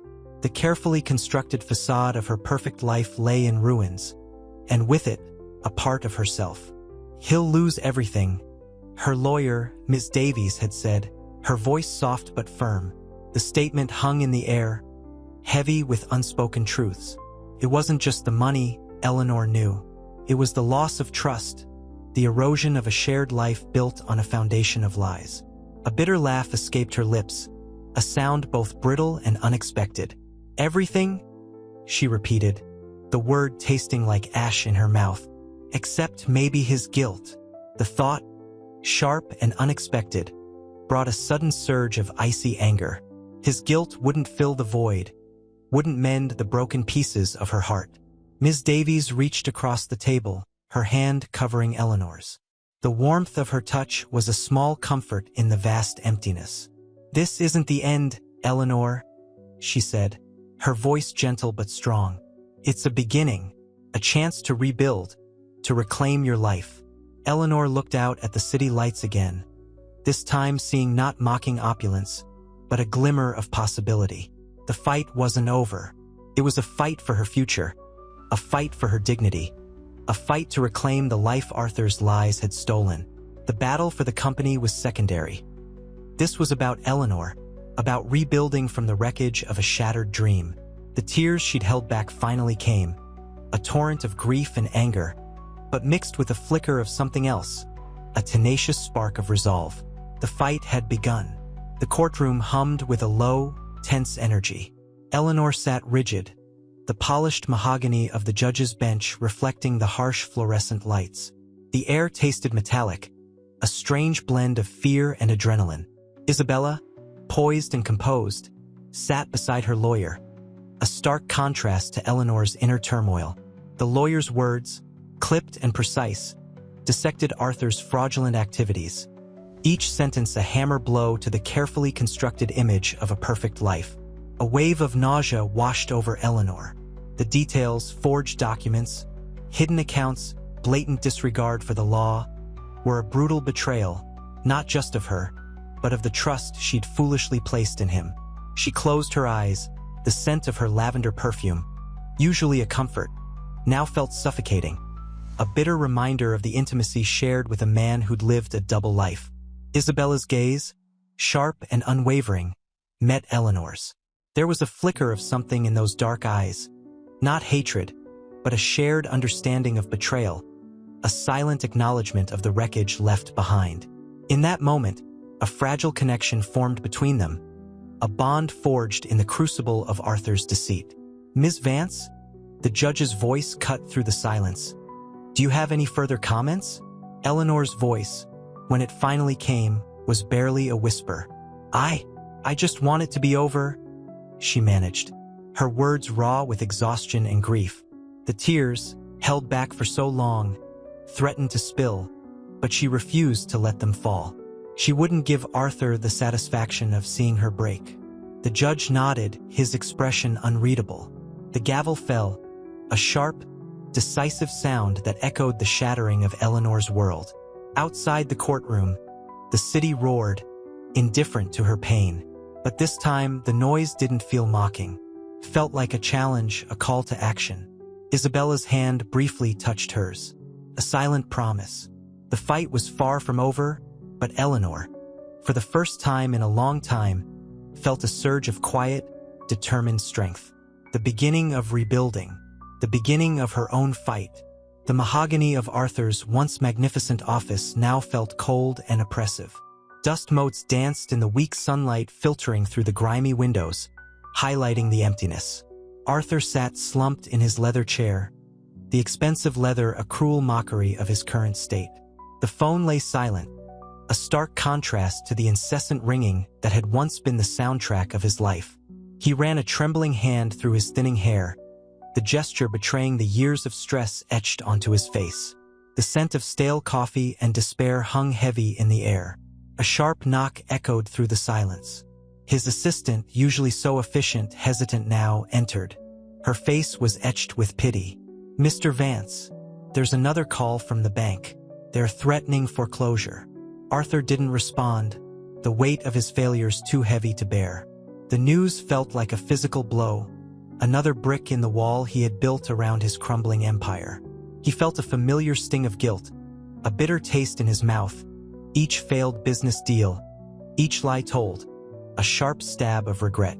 They want the building," he finally rasped, his voice barely a whisper. The words hung in the air, heavy with the finality of his downfall. The bank's threat was a mirror reflecting the stark reality of his situation. Not only financially, but in his personal life. His assistant's voice was gentle but firm. "Mr. Vance, you need to face this. You need help." She paused, her expression softening with a touch of understanding.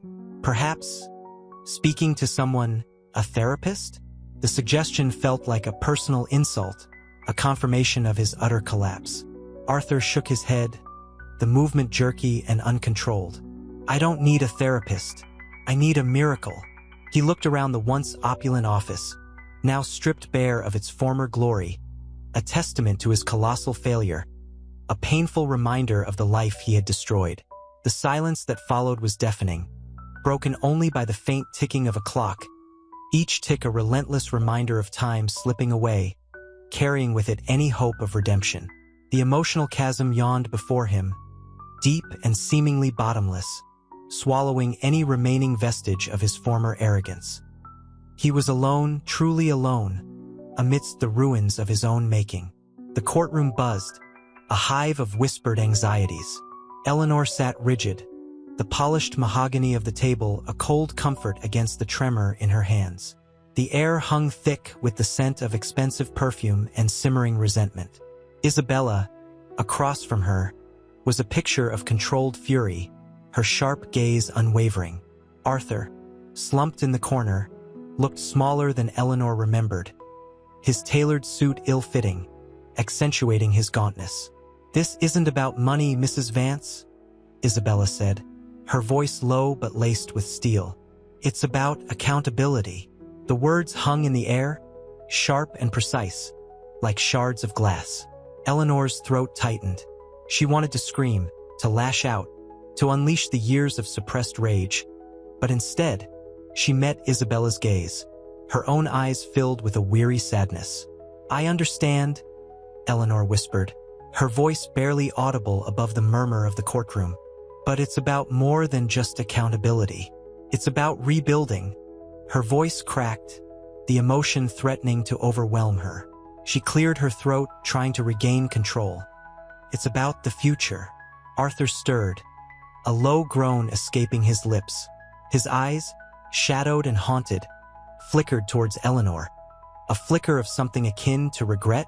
The sight sent a jolt through her, a strange mix of pain and pity. The man before her was a ghost of the vibrant, confident Arthur she had once known. The judge's gavel fell, a sharp, decisive sound that cut through the tension. The proceedings continued, a slow, agonizing dissection of Arthur's double life, each revelation a fresh wound. The lawyer's words, precise and damning, chipped away at the carefully constructed facade Arthur had maintained for so long. As the day wore on, a chilling realization settled over Eleanor. This wasn't just about money or revenge. It was about accepting the bitter truth of her shattered life and finding the strength to move forward. The opulent world they had inhabited was crumbling around them, leaving behind only the raw, painful reality of betrayal and loss. But in the midst of the devastation, a tiny spark of hope ignited the possibility of a future, not defined by Arthur's lies, but built upon her own strength and resilience. The courtroom, once a symbol of her despair, now felt like a turning point, the beginning of a long and arduous journey towards healing. The mahogany table felt cold against Eleanor's bare arms. The air, thick with the scent of lilies and legal tension, vibrated with unspoken accusations. Arthur, a shadow of his former self, sat hunched, his expensive suit hanging loosely on his frame. His eyes, usually gleaming with ambition, were now dull, reflecting the wreckage of his life. Isabella, however, remained a statue of controlled fury. Her gaze, sharp and unwavering, fixed on Eleanor, held a chilling intensity. "This isn't about the money, Mrs. Vance," Isabella repeated, her voice a low, controlled tremor. "It's about the years of lies, the deliberate deception." The words hung heavy in the air, each syllable a carefully aimed dart. Eleanor felt a wave of nausea. The opulent courtroom, with its gleaming fixtures and hushed whispers, felt like a gilded cage. The years of carefully constructed happiness, of lavish parties and exotic vacations, now seemed like a cruel, elaborate sham. The weight of it all pressed down on her, suffocating her. "I know," Eleanor whispered, her voice trembling. The carefully maintained composure she had worked so hard to maintain was cracking. Tears threatened to spill, blurring her vision. "But it's also about rebuilding." The word felt fragile, almost insignificant against the backdrop of devastation. A sudden movement from Arthur broke the tense silence. He shifted in his chair, a low groan escaping his lips. His gaze, fleeting and desperate, met Eleanor's. For a split second, she saw something flicker in his eyes, a flicker of regret, maybe even remorse. The sight, rather than triggering anger, filled her with a profound sadness. This wasn't the man she had married. This was a broken husk of a man. The judge's gavel fell, a sharp crack echoing through the silent courtroom. The proceedings resumed, each word from the lawyer a hammer blow against Arthur's carefully constructed life. Eleanor watched, numb, as the evidence mounted, each piece a confirmation of her shattered world. But amidst the destruction, a small, fragile seed of hope began to take root. The hope wasn't for reconciliation, but for something far more profound. The strength to rebuild her life, to reclaim her identity, independent of the man who had shattered her world.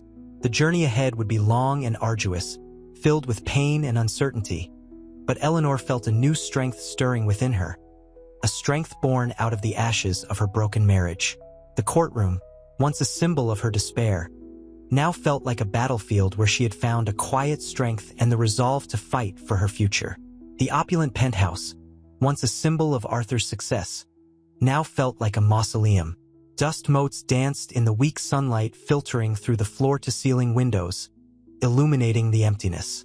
Arthur, slumped in a leather armchair, nursed a glass of amber liquid, the ice clinking a melancholic rhythm against the silence.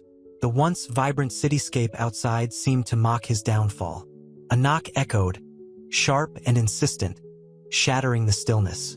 Isabella stood framed in the doorway, her tailored suit a stark contrast to the disarray of the room. Her expression was unreadable, a mask of controlled composure hiding the turmoil within. "The board meeting is in an hour," she announced, her voice devoid of warmth. Arthur swirled the liquid in his glass, the ice tinkling a mournful song. "I'm not going," he mumbled, his voice raspy. The weight of his failures pressed down on him, suffocating him. He saw his reflection in the dark glass, a stranger staring back, his eyes hollowed, his face etched with the lines of regret. Isabella stepped into the room, her heels clicking softly on the polished marble floor. The silence between them stretched, taut and uncomfortable, heavy with unspoken accusations and years of suppressed emotions. "This isn't just about the company, Father," she said finally, her voice soft yet firm, each word carrying the weight of betrayal and disappointment. "It's about us." He looked up, his gaze meeting hers. He saw not just his daughter, but a reflection of his own shattered dreams, his lost opportunities. The image broke something within him. Tears welled in his eyes, blurring the already hazy landscape of his past. He swallowed hard, the lump in his throat constricting his breathing. "I know," he whispered, his voice barely audible, a confession ripped from the depths of his despair. "I failed you. I failed us all." The words, heavy with remorse, hung in the air, a stark admission of guilt. He took a deep breath, the scent of old leather and expensive liquor filling his nostrils, a bittersweet reminder of his opulent past. The reality of his situation crashed down upon him, the weight of his actions pressing him into the depths of sorrow. The silence that followed was deafening, punctuated only by the distant hum of the city outside, a stark contrast to the emotional turmoil within the penthouse. The mahogany boardroom felt colder than usual. Arthur shivered, not from the temperature, but from the icy stares of the remaining board members. Their faces, once slick with sycophantic smiles, were now masks of grim disapproval. The air hung thick with the scent of expensive cologne and unspoken accusations. He ran a trembling hand through his thinning hair, the familiar gesture feeling strangely alien. Isabella sat at the head of the table, her posture impeccably straight, a stark contrast to his own slump. Her gaze, though devoid of overt hostility, held a quiet strength that both intimidated and unnerved him. He'd underestimated her, just as he'd underestimated everything else in his life. "The Q3 projections are disastrous, Father," Isabella stated, her voice calm, precise, each word a carefully chosen weapon. The crispness of her tailored suit seemed to amplify the starkness of her words. The subtle click of her pen against the mahogany table echoed in the oppressive silence. Arthur mumbled something unintelligible, his throat constricted by a mixture of shame and fear. He glanced at the window, the city lights blurring through a film of unshed tears. The once comforting expanse of glittering skyscrapers now mocked his spectacular fall. "The investors are losing patience," Isabella continued, her voice unwavering. "They're demanding answers." She paused, her eyes meeting his with a chilling intensity. "And you, Father, haven't provided any." The weight of his actions, the crushing reality of his failure, bore down on him with renewed force. He saw, reflected in the polished surface of the table, the ghost of the man he once was, confident, arrogant, utterly in control. That man was gone, swallowed by the consequences of his lies. He swallowed hard, the lump in his throat making it difficult to speak. I know," he whispered, his voice barely audible above the hum of the air conditioning. The words were a pathetic attempt at atonement, a flimsy shield against the storm of his own making. The silence that followed was deafening, filled only with the faint whirring of the air conditioning and the thump-thump of his own accelerating heartbeat. The boardroom, once a symbol of his power, now felt like a suffocating cage. His empire was crumbling, not just around him but within him, and in the cold, hard light of his downfall, he saw nothing but the shattered remains of a life built on deceit. The sterile scent of antiseptic hung heavy in the air of Eleanor's lawyer's office, a stark contrast to the heady perfume of her former life. She sat stiffly, the plush velvet of the chair offering little comfort. Outside, the city hummed with a relentless energy, a world she felt increasingly distant from. The divorce papers lay before her, crisp and unforgiving, a testament to a life spectacularly unraveling. "It's final," her lawyer, Ms. Davies, said softly, her voice a calming counterpoint to the storm raging within Eleanor.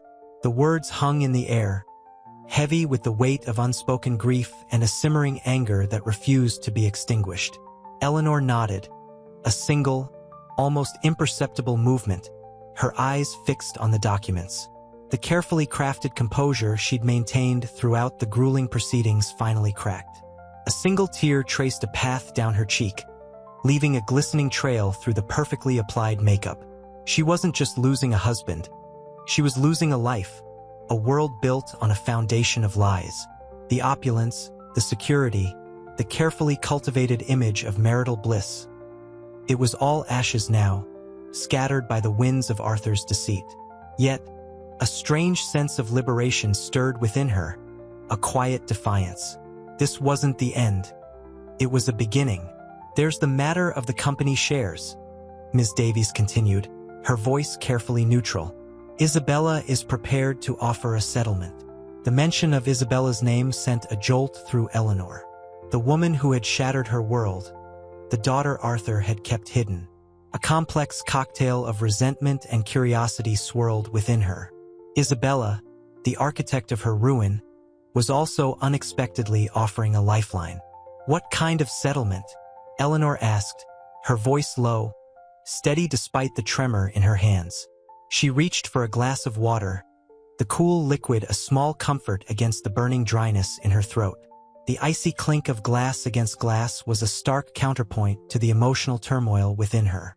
The city lights flickered outside, mirroring the uncertainty within her heart. This wasn't just about money. It was about regaining her dignity, rebuilding her life, and forging a path forward.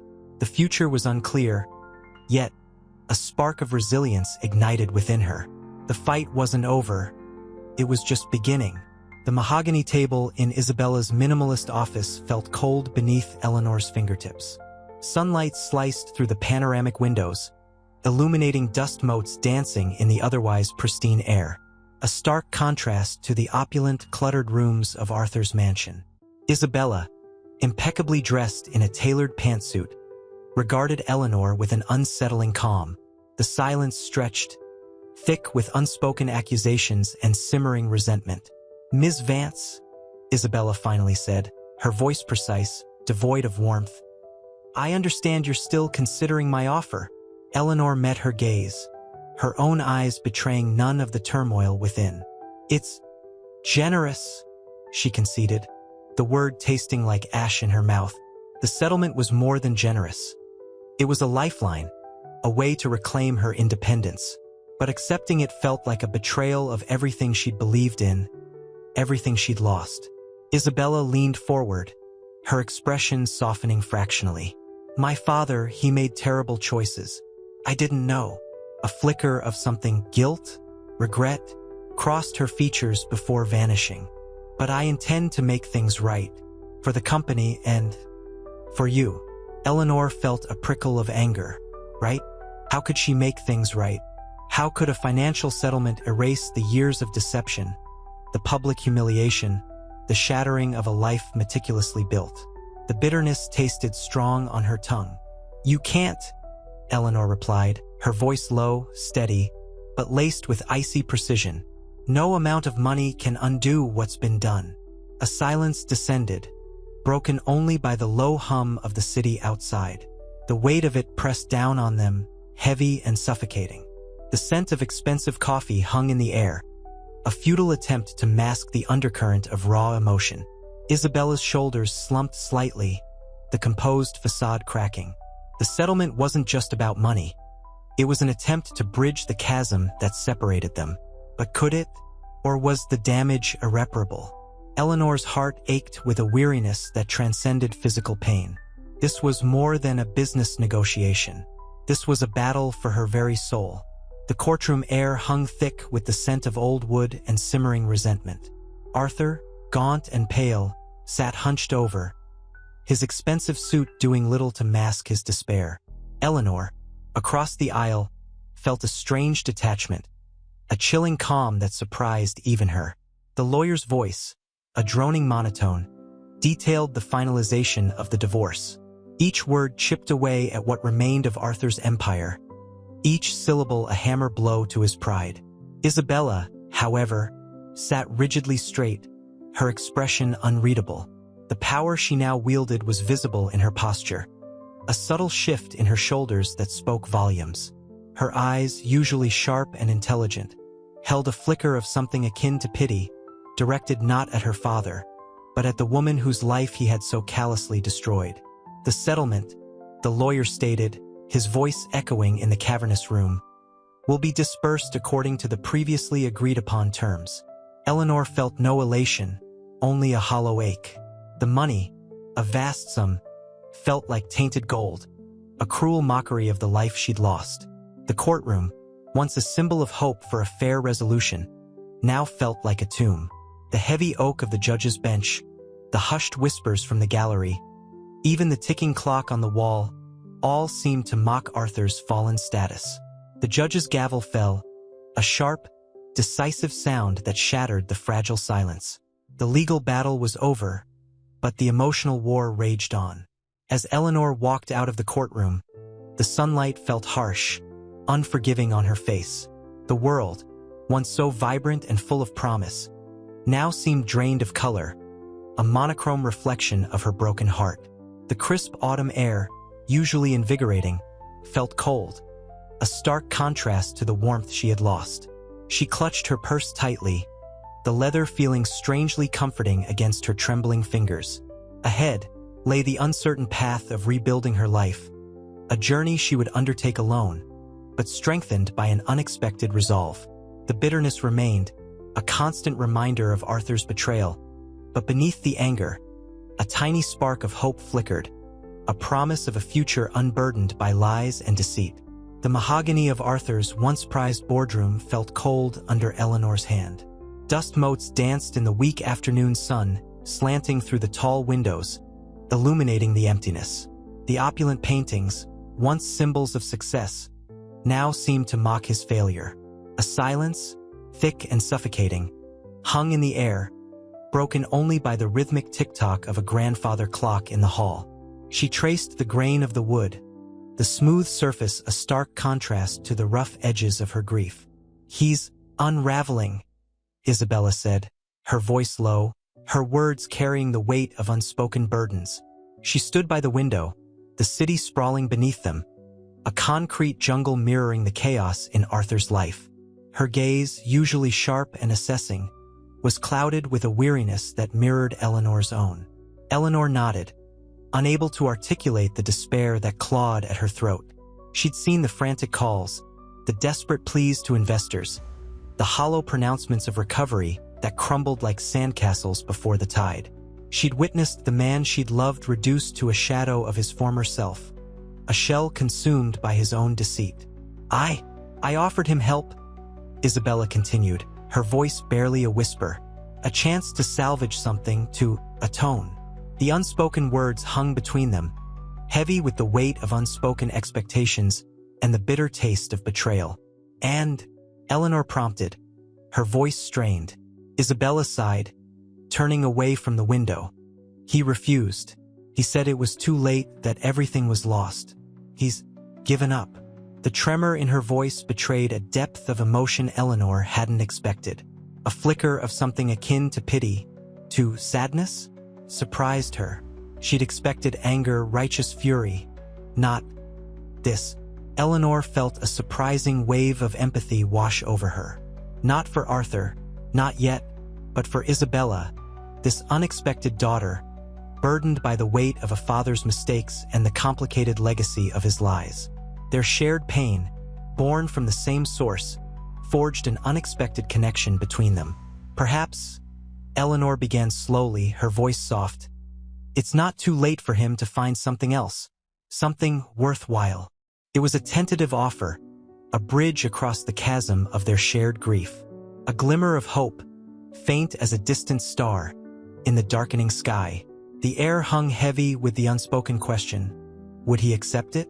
The answer, she knew, lay not in the wreckage of his empire, but within the fragmented remnants of his soul. The acrid smell of stale coffee hung in the air of Arthur's deserted office, a stark contrast to the once pristine aroma of expensive espresso. Empty takeout containers littered the mahogany desk, testament to sleepless nights fueled by desperation and regret. Arthur, a shadow of his former self, sat hunched over a sheaf of papers, his eyes bloodshot and hollow. The once impeccable suit was rumpled, his tie loosened, a visual representation of his crumbling empire. Eleanor arrived, her face etched with a weariness that mirrored the city outside, a gray canvas painted with the dregs of a stormy day. The silence was broken only by the rhythmic tap-tap-tap of her heels on the polished floor, each step a measured beat against the backdrop of his failure. "Arthur," she began, her voice barely above a whisper, the sound swallowed by the vast emptiness of the room. He didn't look up, his shoulders slumped in defeat. He mumbled something unintelligible, his voice a raspy whisper lost in the cavernous space. Eleanor moved closer, placing a hand gently on his arm. The skin beneath was papery thin, cold. "Isabella offered you help?" she said softly, her touch conveying a surprising gentleness. "A chance." He flinched at the mention of his daughter's name, a flicker of raw pain crossing his face, quickly masked by a weary cynicism. "Help? It's too late, Eleanor. Everything is gone." His voice cracked, the words heavy with the weight of his failures. Eleanor saw the raw grief behind the carefully constructed facade of a ruthless businessman. It wasn't the familiar arrogance she'd once known. This was a broken man, stripped bare of his illusions. She sat beside him, the coldness of the leather chair a stark reminder of the chill that permeated their lives. "It's not gone," she insisted, her voice firm, yet laced with empathy. "There's still something left. You can rebuild, Arthur. You can." He shook his head, tears welling in his eyes, a silent admission of defeat. The silence stretched, thick and heavy, punctuated only by the muffled sounds of the city outside. The faint scent of rain mingled with the stale coffee, a bitter blend reflecting the complexity of their situation. Eleanor reached for his hand, her touch tentative, hesitant yet filled with a strange mixture of compassion and grief. The gesture, a silent promise of unwavering support in the midst of devastation. It wasn't the comforting hand of a wife, but rather the understanding reach of a woman finally accepting the bitter truth. The future was uncertain, but in the shared silence, a small spark of hope flickered amidst the ruins. The courtroom was a glacial tomb, the air thick with the scent of expensive perfume and simmering resentment. Arthur, pale and drawn, sat beside his lawyer, a stark contrast to the vibrant, confident Isabella across the room. Her sharp gaze, usually softened by a rare smile, was now a cold steel. The judge's gavel, a small wooden hammer, felt like a sledgehammer against Arthur's already fractured spirit. "Mr. Beaumont," the lawyer's voice, sharp and precise, cut through the suffocating silence. "Your attempts to circumvent the legal ownership of Ms. Moreau are unacceptable." Arthur flinched, his hand instinctively reaching for the water glass, his knuckles bone white. He didn't drink. He hadn't eaten properly in days. The weight of his deception pressed down on him, a suffocating blanket woven from lies and shattered dreams. He glanced at Eleanor, seated in the spectator gallery, her face an impassive mask, her eyes betraying nothing. But he saw it, the subtle tremor in her hand, the barely perceptible tightening of her jaw. The unspoken words hung heavy between them. Betrayal, devastation, the slow, agonizing death of their perfect illusion. The legal battle was a slow, agonizing process, each day chipping away at Arthur's carefully constructed facade. He watched, helpless, as his empire crumbled brick by brick, deal by deal. The once reverent whispers of his name were now replaced by hushed murmurs of scandal and disdain. His friends, once eager to dine at his table, now avoided his gaze. The opulent parties, the lavish vacations, the symbols of his success, all were gone, leaving behind only the bitter taste of regret. One evening, after a particularly grueling day in court, Arthur found himself wandering the deserted streets, the city lights blurring into a chaotic kaleidoscope of guilt and despair. The biting wind whipped at his face, mirroring the icy chill that had settled deep within his soul. He stopped, leaning against a cold, damp brick wall, the rough texture scraping against his cheek. He felt utterly alone, stripped bare of his wealth, his power, his family. His perfect life, once a meticulously crafted masterpiece, lay in ruins at his feet, a testament to his own self-inflicted destruction. The silence, broken only by the distant wail of a siren, was deafening, a brutal reminder of the emptiness that had consumed him. The weight of his actions, the shattering of the lives he'd touched, threatened to crush him completely. For the first time, a genuine tear escaped his eye, a solitary drop of bitter, unshed remorse. The mahogany boardroom felt colder than the November rain lashing against the panoramic windows. Table felt cold beneath Eleanor's hands. The scent of old leather and expensive coffee hung heavy in the air, a stark contrast to the sterile scent of the courtroom she'd left behind. Across from her sat Isabella, her sharp gaze softened, replaced by an almost hesitant vulnerability. The legal battles were over, but the war within Eleanor raged on. "I didn't want this," Isabella began, her voice a low murmur, the words catching slightly on the edge of a sigh. The weight of the situation hung between them, heavier than the air, thick with the scent of expensive perfume and regret. Eleanor met her gaze, the years of carefully constructed composure crumbling. The opulent setting, Isabella's office, a mirror image of the life Arthur had stolen from her, felt suffocating. "Neither did I," she whispered, the words raw with emotion. The silence stretched, filled only with the rhythmic ticking of a grandfather clock in the corner, each tick a hammer blow against the fragile piece. Isabella leaned forward, the polished surface of the table reflecting the flickering candlelight. He's changed," she said, her voice barely above a whisper. "The man I saw in court, that wasn't the father I knew. Or rather, the father I thought I knew." Her voice cracked, the mask of composure slipping. Eleanor understood. The man she thought she knew was gone too, replaced by a ghost of memories, a cruel phantom haunting her every waking moment. The shared sorrow hung in the air, palpable and heavy. The quiet hum of the city outside faded into background noise, irrelevant to the silent conversation passing between them. The glittering cityscape, once a symbol of Arthur's success, now represented his downfall, a monument to his shattered empire. "He called," Eleanor said, her voice thick with unshed tears. "Last night, he asked for forgiveness." The words felt alien, clumsy, almost laughable in their simplicity, considering the depth of the betrayal. Isabella nodded slowly, a flicker of understanding in her eyes. The anger, the righteous fury that had consumed her, had begun to give way to a complex tapestry of emotions. Sorrow, compassion, maybe even pity. I'm not sure what to do," Isabella admitted, the weight of her newfound power settling heavily on her shoulders. The vast empire Arthur had built, the empire she now controlled, felt suddenly insignificant compared to the wreckage of their shared family. Eleanor reached across the table, her hand resting lightly on Isabella's. The touch was tentative, yet strangely comforting. "We both lost something," she said, her voice barely audible. Maybe we can find something new together." The faintest glimmer of hope flickered, fragile but persistent, a tiny spark in the suffocating darkness.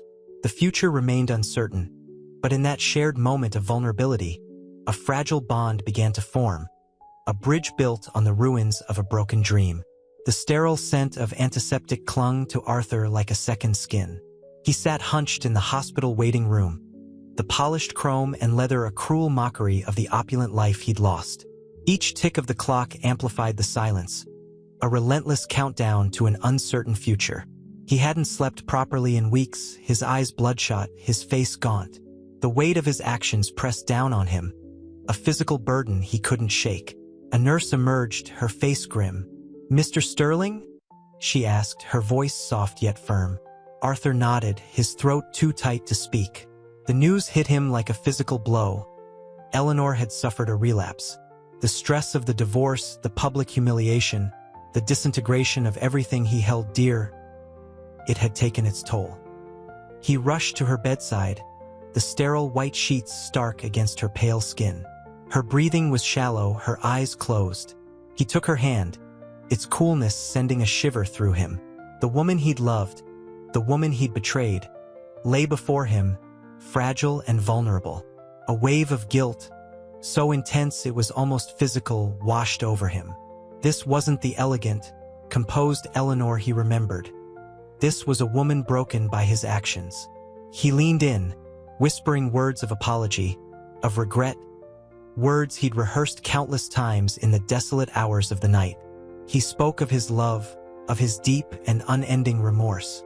His voice cracked, choked with emotion. He didn't expect forgiveness. He just needed to say it, to unburden his soul. The next few days blurred into a haze of anxious waiting and hushed conversations with doctors. Eleanor's condition remained critical, her recovery uncertain. The weight of his actions pressed down on him, each moment an agonizing reminder of his failures. He watched her, his heart aching with a sorrow so profound it bordered on despair. His own crumbling empire now a distant, insignificant concern. His world had shrunk to this small, sterile room, to the frail woman lying in the bed before him, a woman he had irrevocably hurt. The opulent mansions, the private jets, the power, meant nothing now, reduced to ashes by his own hubris and deceit. All that remained was the agonizing regret, the crushing weight of his broken promises, and the faint, fragile hope that he might somehow find a path to redemption, starting with the woman he'd so deeply wronged. The sterile white of the hospital room pressed in on Arthur. The rhythmic beep of the heart monitor was a relentless metronome marking Eleanor's precarious existence. He hadn't left her side in days, the scent of antiseptic and faint floral perfume clinging to his clothes. He traced the delicate veins on her hand, her skin paper-thin, almost translucent. A soft cough startled him. Isabella stood in the doorway, her usual sharp demeanor softened by concern.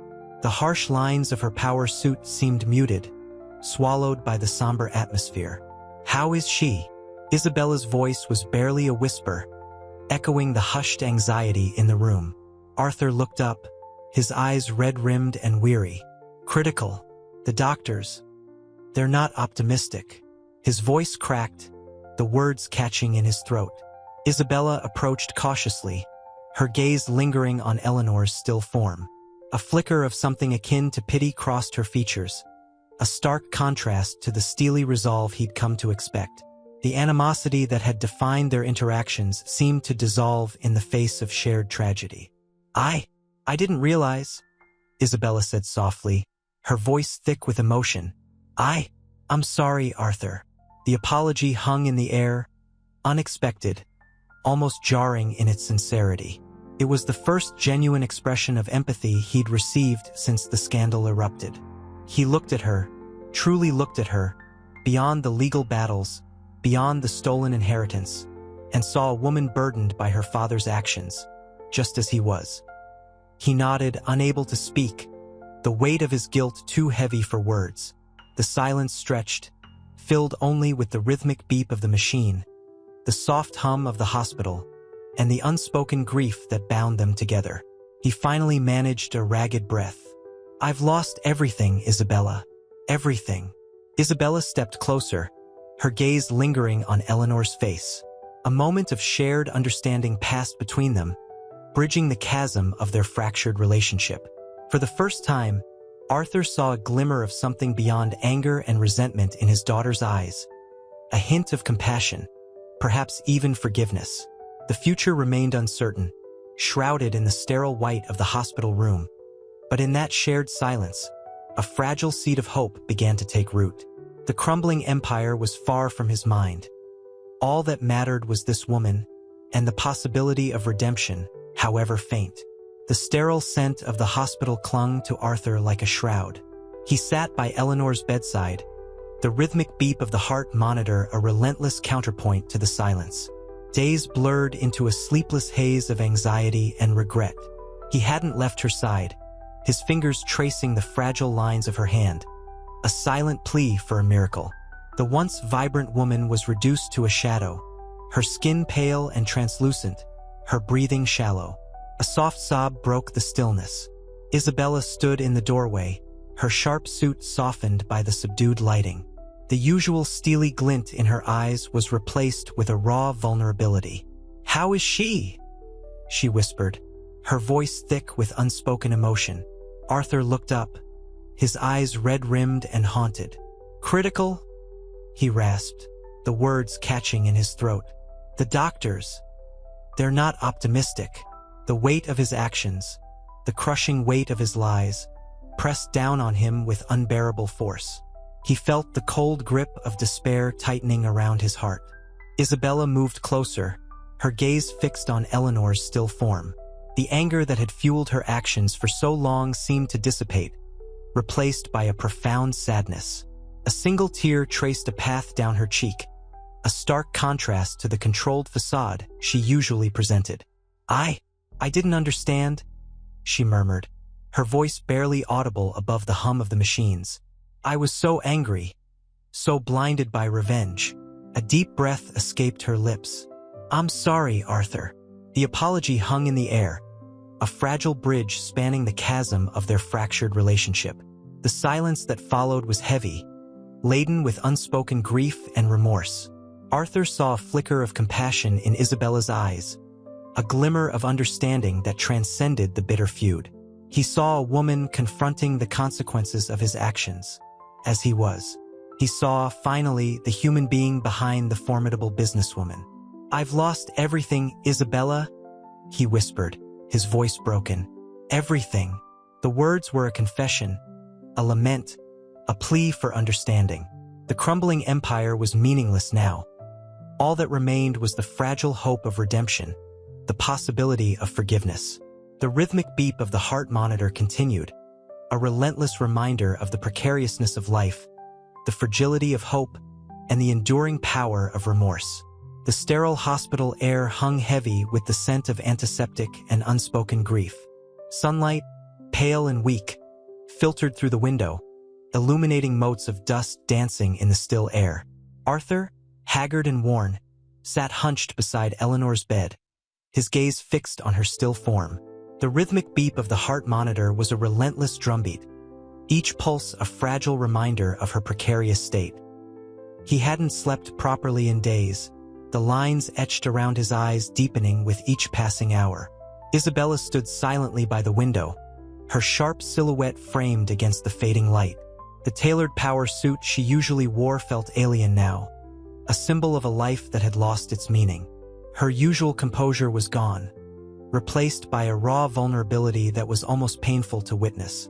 The anger, the righteous fury that had propelled her through the legal battles, had finally exhausted itself, leaving behind only a profound sadness and a gnawing sense of loss. A tear slipped down her cheek, unnoticed until Arthur, his head lifted by a sudden movement, saw it. He saw the fragility beneath the armor, the woman who had been wounded as deeply as he had. A silent understanding passed between them, a recognition of shared pain and the crushing weight of their collective mistakes. She's so frail," Isabella whispered, her voice barely audible above the hum of the machines. The words were a confession, a shared acknowledgement of the damage they had wrought. Arthur nodded, unable to speak past the lump in his throat. The silence that followed was thick with unspoken words, a heavy blanket woven from regret and remorse. The colossal failure of his life, the shattered remnants of his empire, paled in comparison to this. The devastating consequence of his actions, staring him in the face, pale and still in the hospital bed. I didn't want this," Arthur finally managed, his voice a mere breath.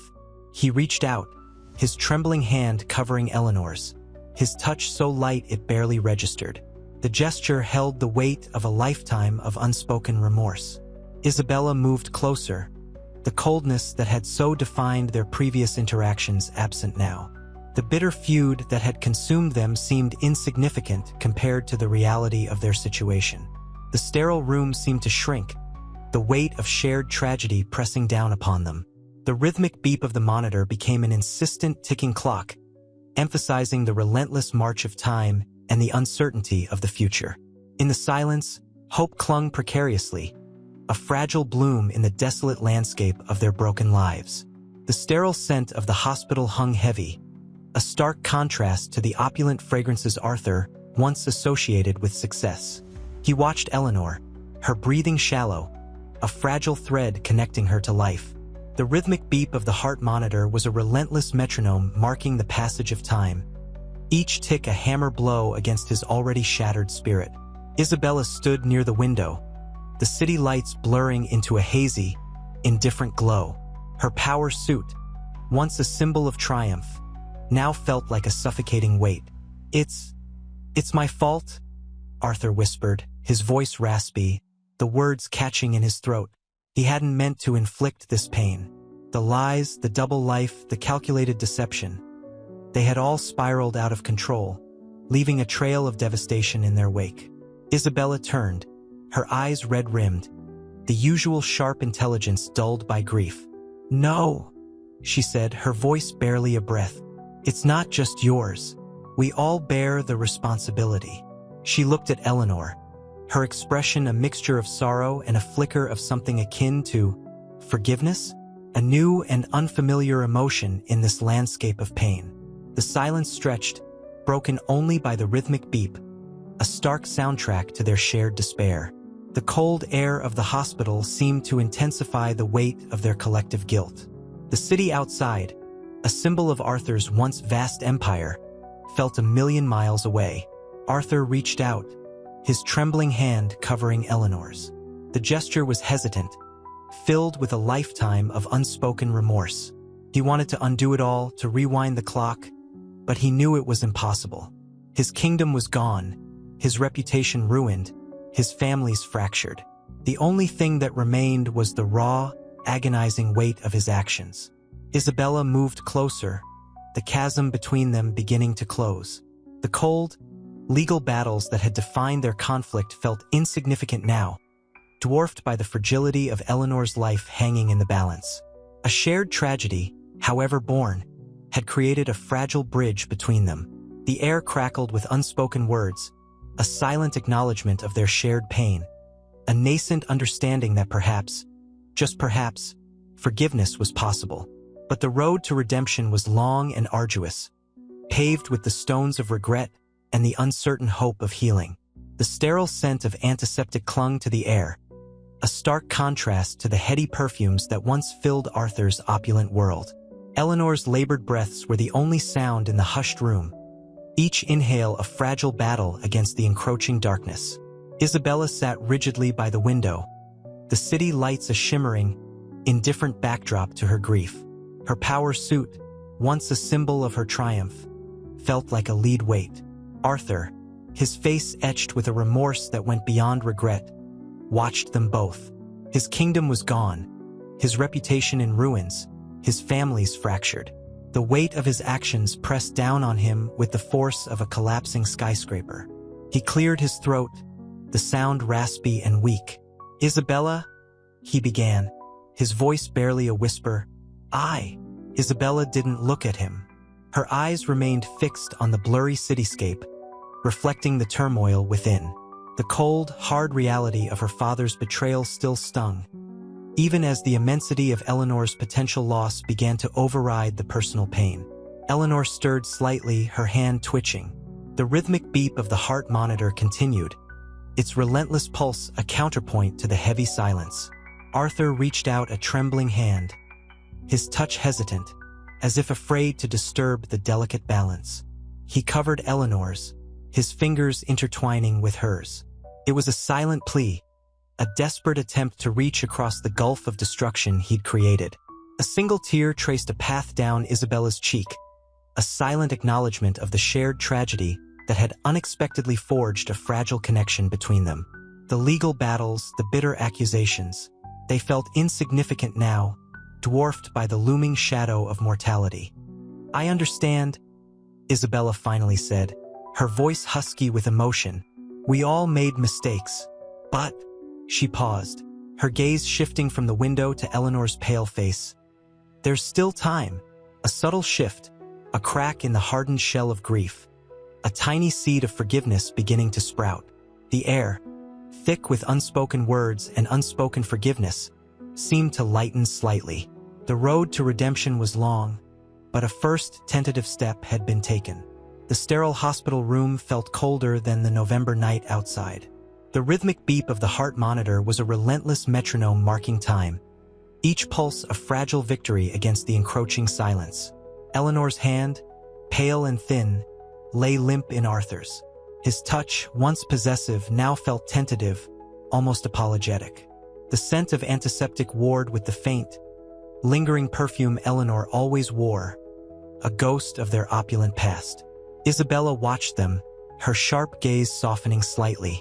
The tailored power suit, a symbol of her newly acquired power, felt like a suffocating shroud. The city lights, usually a vibrant spectacle, now seemed muted, blurred by unshed tears. Her anger hadn't vanished. It simmered beneath a layer of exhaustion and a burgeoning sense of something else. Pity? Perhaps. Arthur, his face gaunt and lined, spoke again, his voice a raspy whisper. "Eleanor, He trailed off, the words catching in his throat. His gaze shifted to Isabella, a flicker of hope in his eyes, quickly extinguished by the weight of his actions. The years of lies, the betrayal, the deliberate construction of two separate lives, it all crushed him now, the full weight of its consequences settling upon his shoulders like a tombstone. Isabella finally spoke, her voice husky with unshed tears. "You destroyed everything, Father. Not just your business, not just your marriage. You shattered the trust." She paused, her gaze flicking between her father and the still form of Eleanor. "But," she continued, her voice a little steadier now, "watching her, it changes things. It makes the anger feel smaller somehow." The silence stretched, punctuated only by the relentless beep of the heart monitor.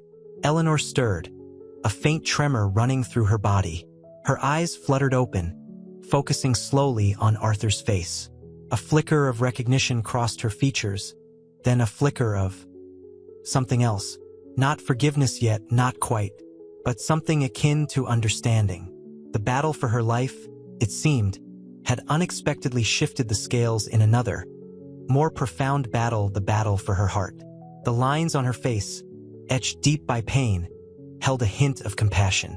A single tear rolled down her cheek, a silent acknowledgement of the shared sorrow that bound them together unexpectedly.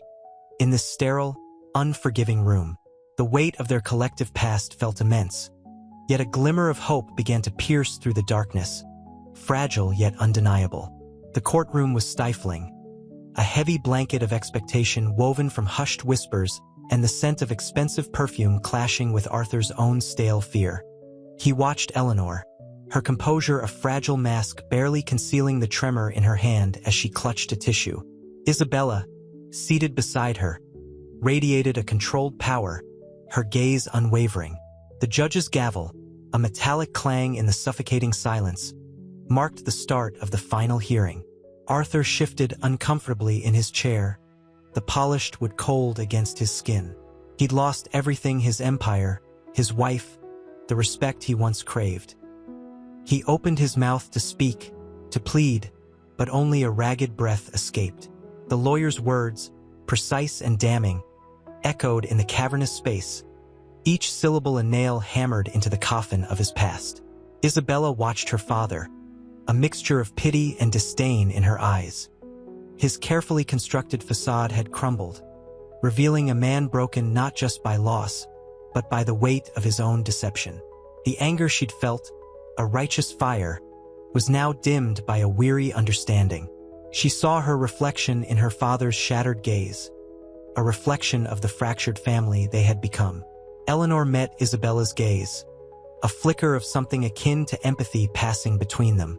The bitter taste of betrayal still lingered, yet in the shared desolation of this courtroom, a fragile bridge of understanding began to form. For the first time, Eleanor saw not just the weaponized daughter, but a woman bearing the scars of a father's deceit. The judge's pronouncements were swift and final. Arthur's remaining assets, a paltry sum compared to his former wealth, were divided.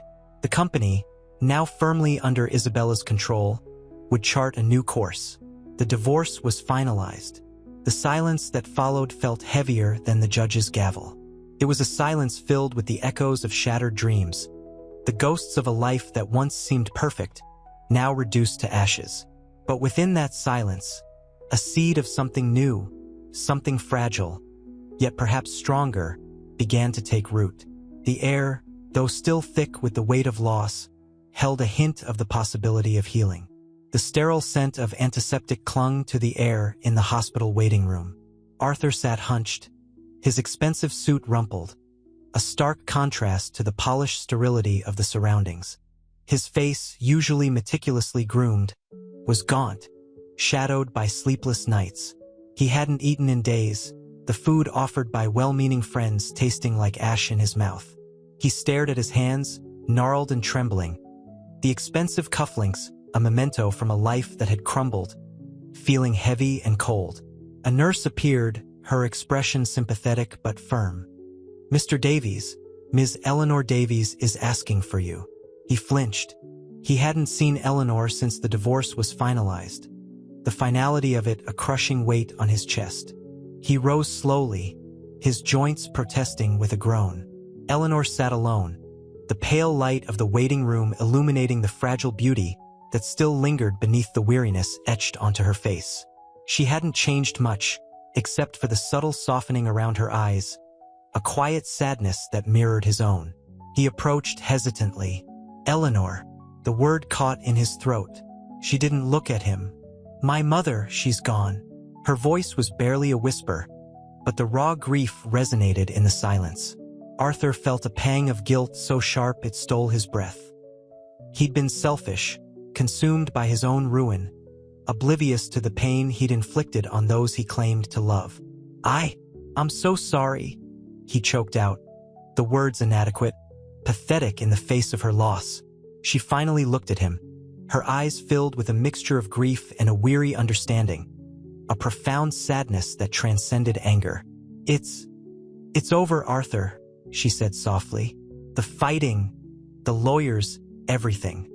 He nodded, unable to speak, the weight of his actions pressing down on him. He saw a flicker of something in her gaze, not forgiveness.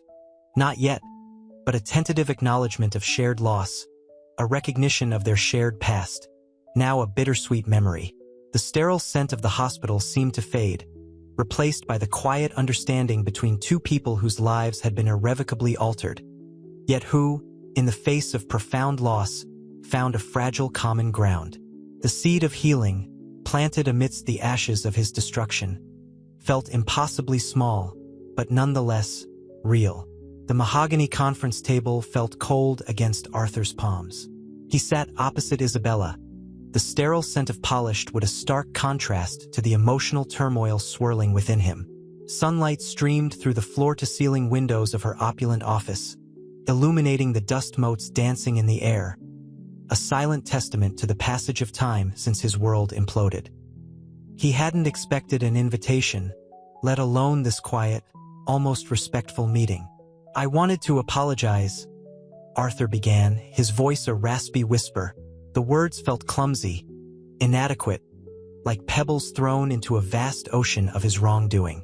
Isabella, impeccably dressed in a sharp charcoal suit, regarded him with an expression that was neither forgiving nor hostile, but carefully neutral.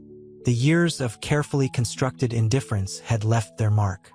"Apologies are cheap, father," she replied, her voice calm, controlled, yet laced with a steeliness that belied her composure.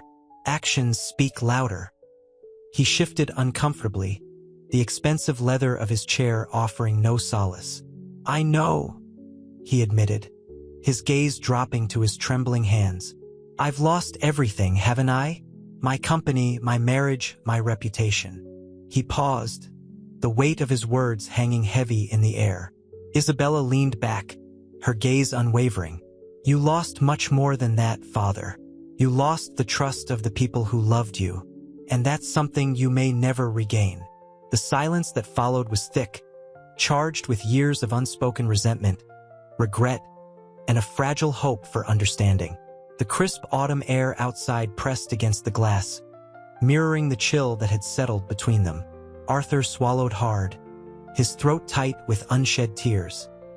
He glanced at a framed photograph on her desk, a picture of him and a much younger Isabella. The memory of her innocent smile was a sharp pang of guilt. I didn't know what I was doing," he whispered, the words a plea for understanding, a confession of his self-destructive path. "I was blinded by—" He trailed off, unable to articulate the emptiness that had driven him. The greed, the arrogance, the foolish belief that he could maintain two separate lives without consequence. He looked up at Isabella, a flicker of hope in his weary eyes. Can you understand that?" He dared to ask, the question hanging in the air, a silent testament to his profound regret. The answer, however, remained elusive, locked in the deep, guarded expression on his daughter's face. The sun began to set, casting long shadows across the room, highlighting the vast chasm that still separated them. The seed of reconciliation was planted, but its growth remained uncertain. The silence stretched, thick and suffocating, punctuated only by the rhythmic ticking of a clock on Isabella's desk. The late afternoon sun cast long shadows, painting the opulent office in shades of amber and deep crimson.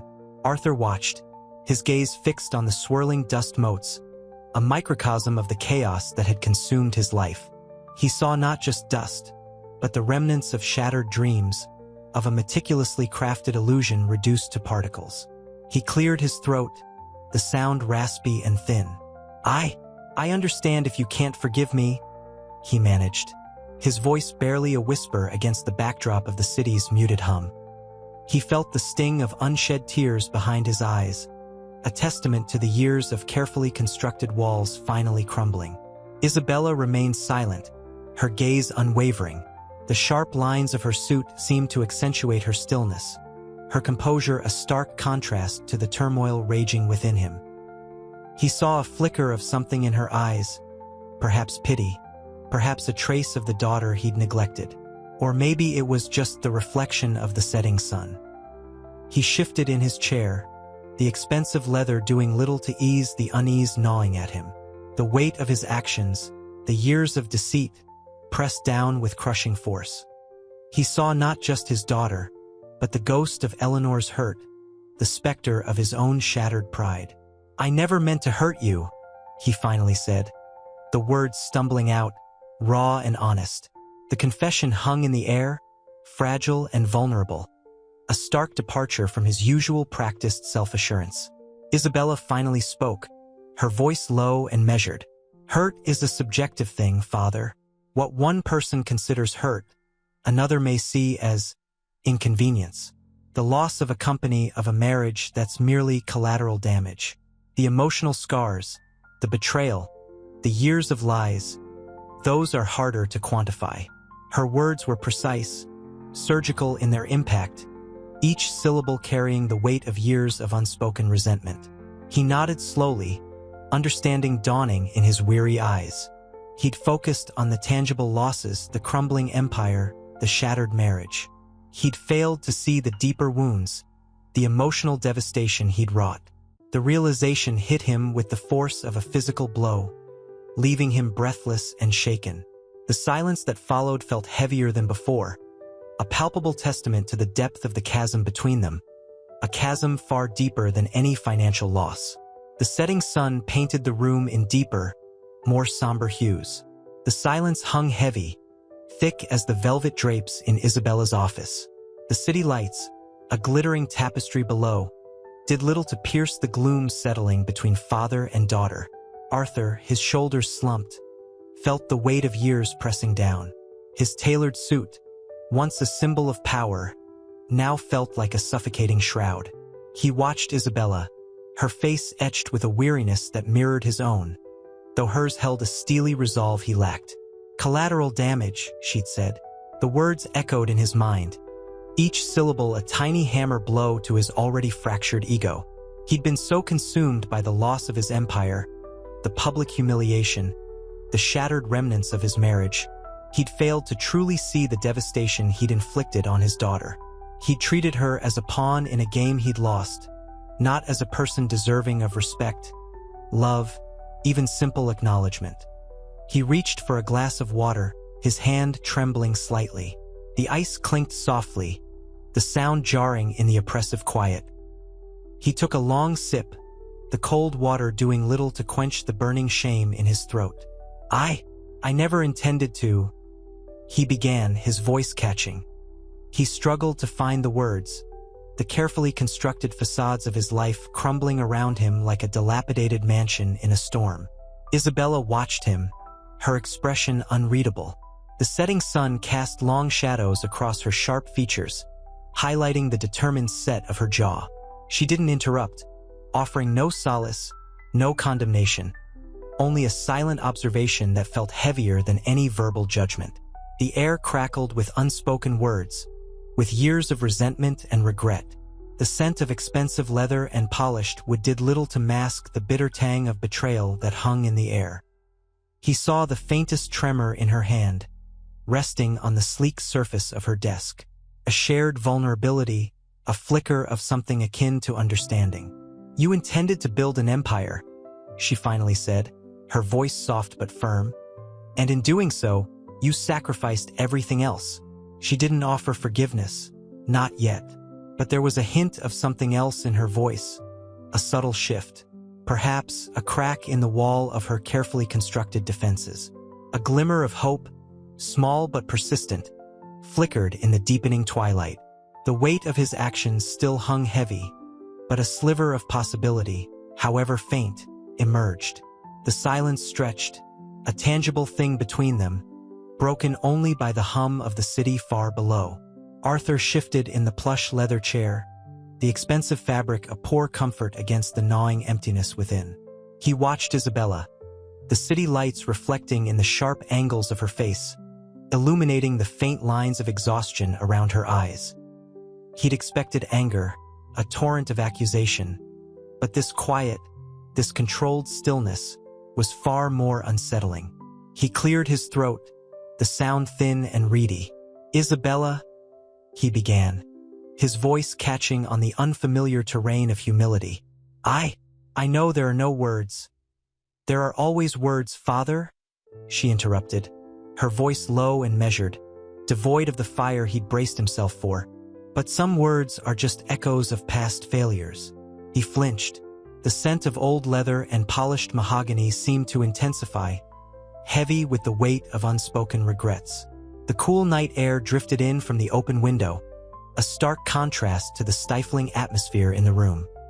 He saw her hand tremble ever so slightly as she steepled her fingers, a subtle gesture betraying the carefully constructed composure. "I understand the impact of my actions," he said, his voice barely above a whisper. "I lost everything, but the thought, the realization of what I took from you." He trailed off, the words failing him. The guilt was a physical weight, pressing down on his chest, making it hard to breathe. Isabella leaned back, her gaze distant, lost in the shimmering panorama of the city. "You built an empire on lies, father," she stated, her voice devoid of emotion. Yet the words themselves held a quiet power. "And in doing so, you betrayed not only Eleanor, but me. You sacrificed a relationship, a connection, for ambition. That's not something easily forgiven or forgotten." He watched as she subtly shifted in her chair, a small, almost imperceptible movement that hinted at the internal battle raging within her. He'd destroyed his world, but in the wreckage he saw a flicker of something human, a shared vulnerability that transcended their fractured relationship. the glimmer of shared pain. This silent understanding was a fragile bridge, but it was a bridge nonetheless. The possibility of a fragile reconciliation, still steeped in pain, yet carrying the promise of something more. The city lights, once symbolic of his fallen empire, now seemed less cold, less indifferent. They reflected the faint dawn of something new. The mahogany table gleamed under the soft glow of a single lamp, reflecting the strained silence between Arthur and Eleanor. Divorce papers lay abandoned, their crisp edges mocking the crumbling edifice of their life. The scent of lilies, Eleanor's favorite, hung heavy in the air, a stark contrast to the bitterness clinging to the room. Eleanor, her face etched with a weary sadness, sipped her wine, the ruby liquid swirling in the crystal glass, mirroring the turmoil within her. "It's over, Arthur," she finally said, her voice low but firm, each word carrying the weight of years of unspoken resentments. The words hung in the air, sharp and final, yet devoid of the expected anger. A strange quiet settled between them, a space filled with the ghosts of happier times. Arthur, his eyes shadowed and hollow, reached for his glass, his hand trembling slightly. He avoided her gaze, his profile stark against the soft light. "I know," he whispered, the words barely audible.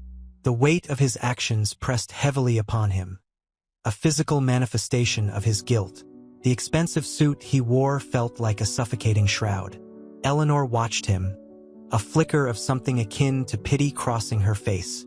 "You destroyed everything, Arthur," she said, her voice softer now, tinged with a heartbreaking resignation. "Not just our marriage, but yourself." The city lights, visible through the large window, cast long shadows across the room, emphasizing the vastness of the emptiness between them. He nodded slowly, his gaze fixed on the swirling wine in his glass. "I know." His voice was a mere breath, carrying the burden of his many failures. He finally met her gaze, his eyes filled with a deep, gnawing regret.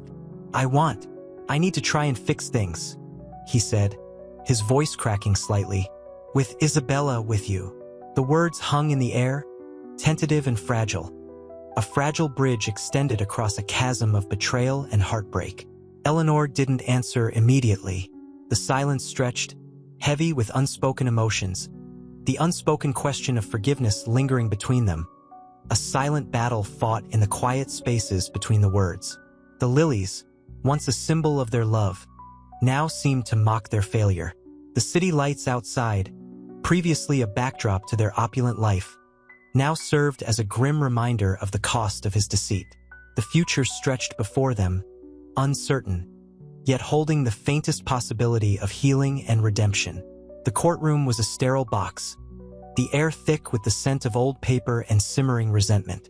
Arthur sat, a shadow of his former self, the expensive suit doing little to mask his hollowness. Eleanor watched from the gallery, her face a mask of controlled grief. Isabella, however, radiated power. Her tailored pantsuit seemed to command the room. The judge's gavel fell, a sharp crack against the suffocating silence. "The court finds in favor of Ms. Isabella Moreau," the judge's voice boomed, echoing the finality of Arthur's downfall.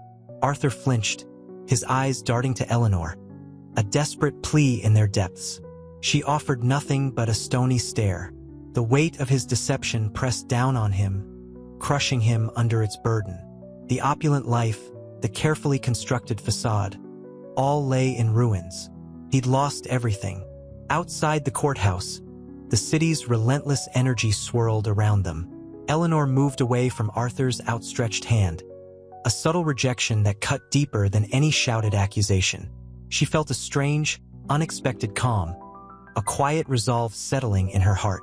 The anger, the bitterness, had finally given way to a profound sense of weariness. It was over. Isabella approached, her expression unreadable. "I understand this is difficult for you, Eleanor," she said, her voice surprisingly soft. The coldness that had once characterized her interactions was gone, replaced by a cautious empathy. Eleanor managed a small, brittle smile. "Difficult is an understatement, Ms. Moreau," she replied, her voice unwavering. "But I'm ready to move on." She was done with tears, done with the agonizing cycle of anger and betrayal. Isabella reached out, extending a hand. "Perhaps we can work together. The company needs stability." There was a quiet strength in her words, a recognition of the shared challenge that lay ahead. Eleanor considered her for a long moment, observing the woman who had inherited her husband's empire, her father's legacy. Then, unexpectedly, a faint smile flickered across Eleanor's face. She grasped Isabella's hand, a silent pact forged in the ashes of Arthur's shattered world. The future was uncertain, but for the first time in a long time, a fragile hope began to bloom.